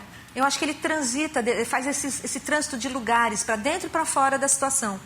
Né? Um pouco para dar perspectiva dupla, de quem está olhando mais de fora e de quem vivenciou também. Me parece que tem a ver com essa questão, mas podemos repensar, porque no Soroco vai ser também alguém que começa com agente, você não sabe se o agente é ele também, ou se o agente não é ele confunde a cabeça da gente com esse agente. Mas que mais? Os desenhos que ele fez para cada história desse livro. Nossa! É uma maneira de, através da imagem, contar um conto também. Exato. Aí tem a ver com... corroborou a minha ideia do imagético. Boa, não tinha... nem todas as edições têm esses desenhos. Tem. Em algumas edições esses desenhos foram tirados, o que é uma dó, né? Acho que até nesse aqui não tem, né? Então, mas essa edição ela é mais antiga, né? Olha, fez um... E aí, na outra contracapa, continua. Gente, teve um aluno meu que fez uma iniciação científica de alucinar. Não é possível que ele fez. Eu não fiz nada para ele fazer isso, juro. Ele fez por conta dele. Ele analisou cada desses desenhos na relação com os contos. Ele foi para a alquimia, ele foi para o hermetismo, ele foi para o esoterismo, ele foi para tanta coisa, porque são cifras que contam cada uma das histórias. E cada uma dessas sequências tem a ver com uma tradição, sabe? Uma tradição hermética, uma tradição budista, uma tradição taoísta. Aliás, tem um livro que é todas as cartas do tarô na relação com o Grande Sertão Veredas. Chama-se a metafísica, o Grande Sertão e a Metafísica, coisa assim. É do Utesá, Francis Utesá, não é brasileiro, e ele fez um estudo assim. Mas é assim, gente, eu acho um pouco estranho, sabe? Quer dizer, pega uma cena do Grande Sertão, mostra uma carta de tarô. Pega outra cena do cartão, mostra uma carta... Bom, aí eu vou comprar as cartas do tarô. Se é para ser, né, uma coisa ou outra. O Grande Sertão não dá para a gente ler assim, né? Tão sabe, relação bionívoca, né? Tem isso na matemática, né? Conjuntos, não é assim, né? Agora, a inspiração dessas questões todas tem no Guimarães Rosa, né? É incrível achar a relação, achar que ter essa relação aí. Acho, então. Ou então fazer uma relação, que eu também já li um ensaio, esse eu não vou falar o nome, mas que faz assim, pega cada personagem do Grande Sertão e traduz para uma personagem histórica da época. É uma relação também. Então, por exemplo, Joca Ramiro, Dom Pedro, Imperador Dom Pedro. Zé Bebelo, Rui Barbosa. E assim vai. Né? Também, é claro que é inspirador. E é claro que o Guimarães Rosa devia brincar com essas coisas, entende? Ele põe uma característica ali que você, né, a pista você chegava na coisa. Mas isso é alegoria, eu acho que o Guimarães Rosa não faz alegoria, entende? Não é alegoria. É outra coisa que está ali, mexendo com essas figuras também, processos históricos do Brasil e tal. Bom, mas enfim, vamos ter mais tempo de conversar. Obrigada. Você quer falar? Obrigada.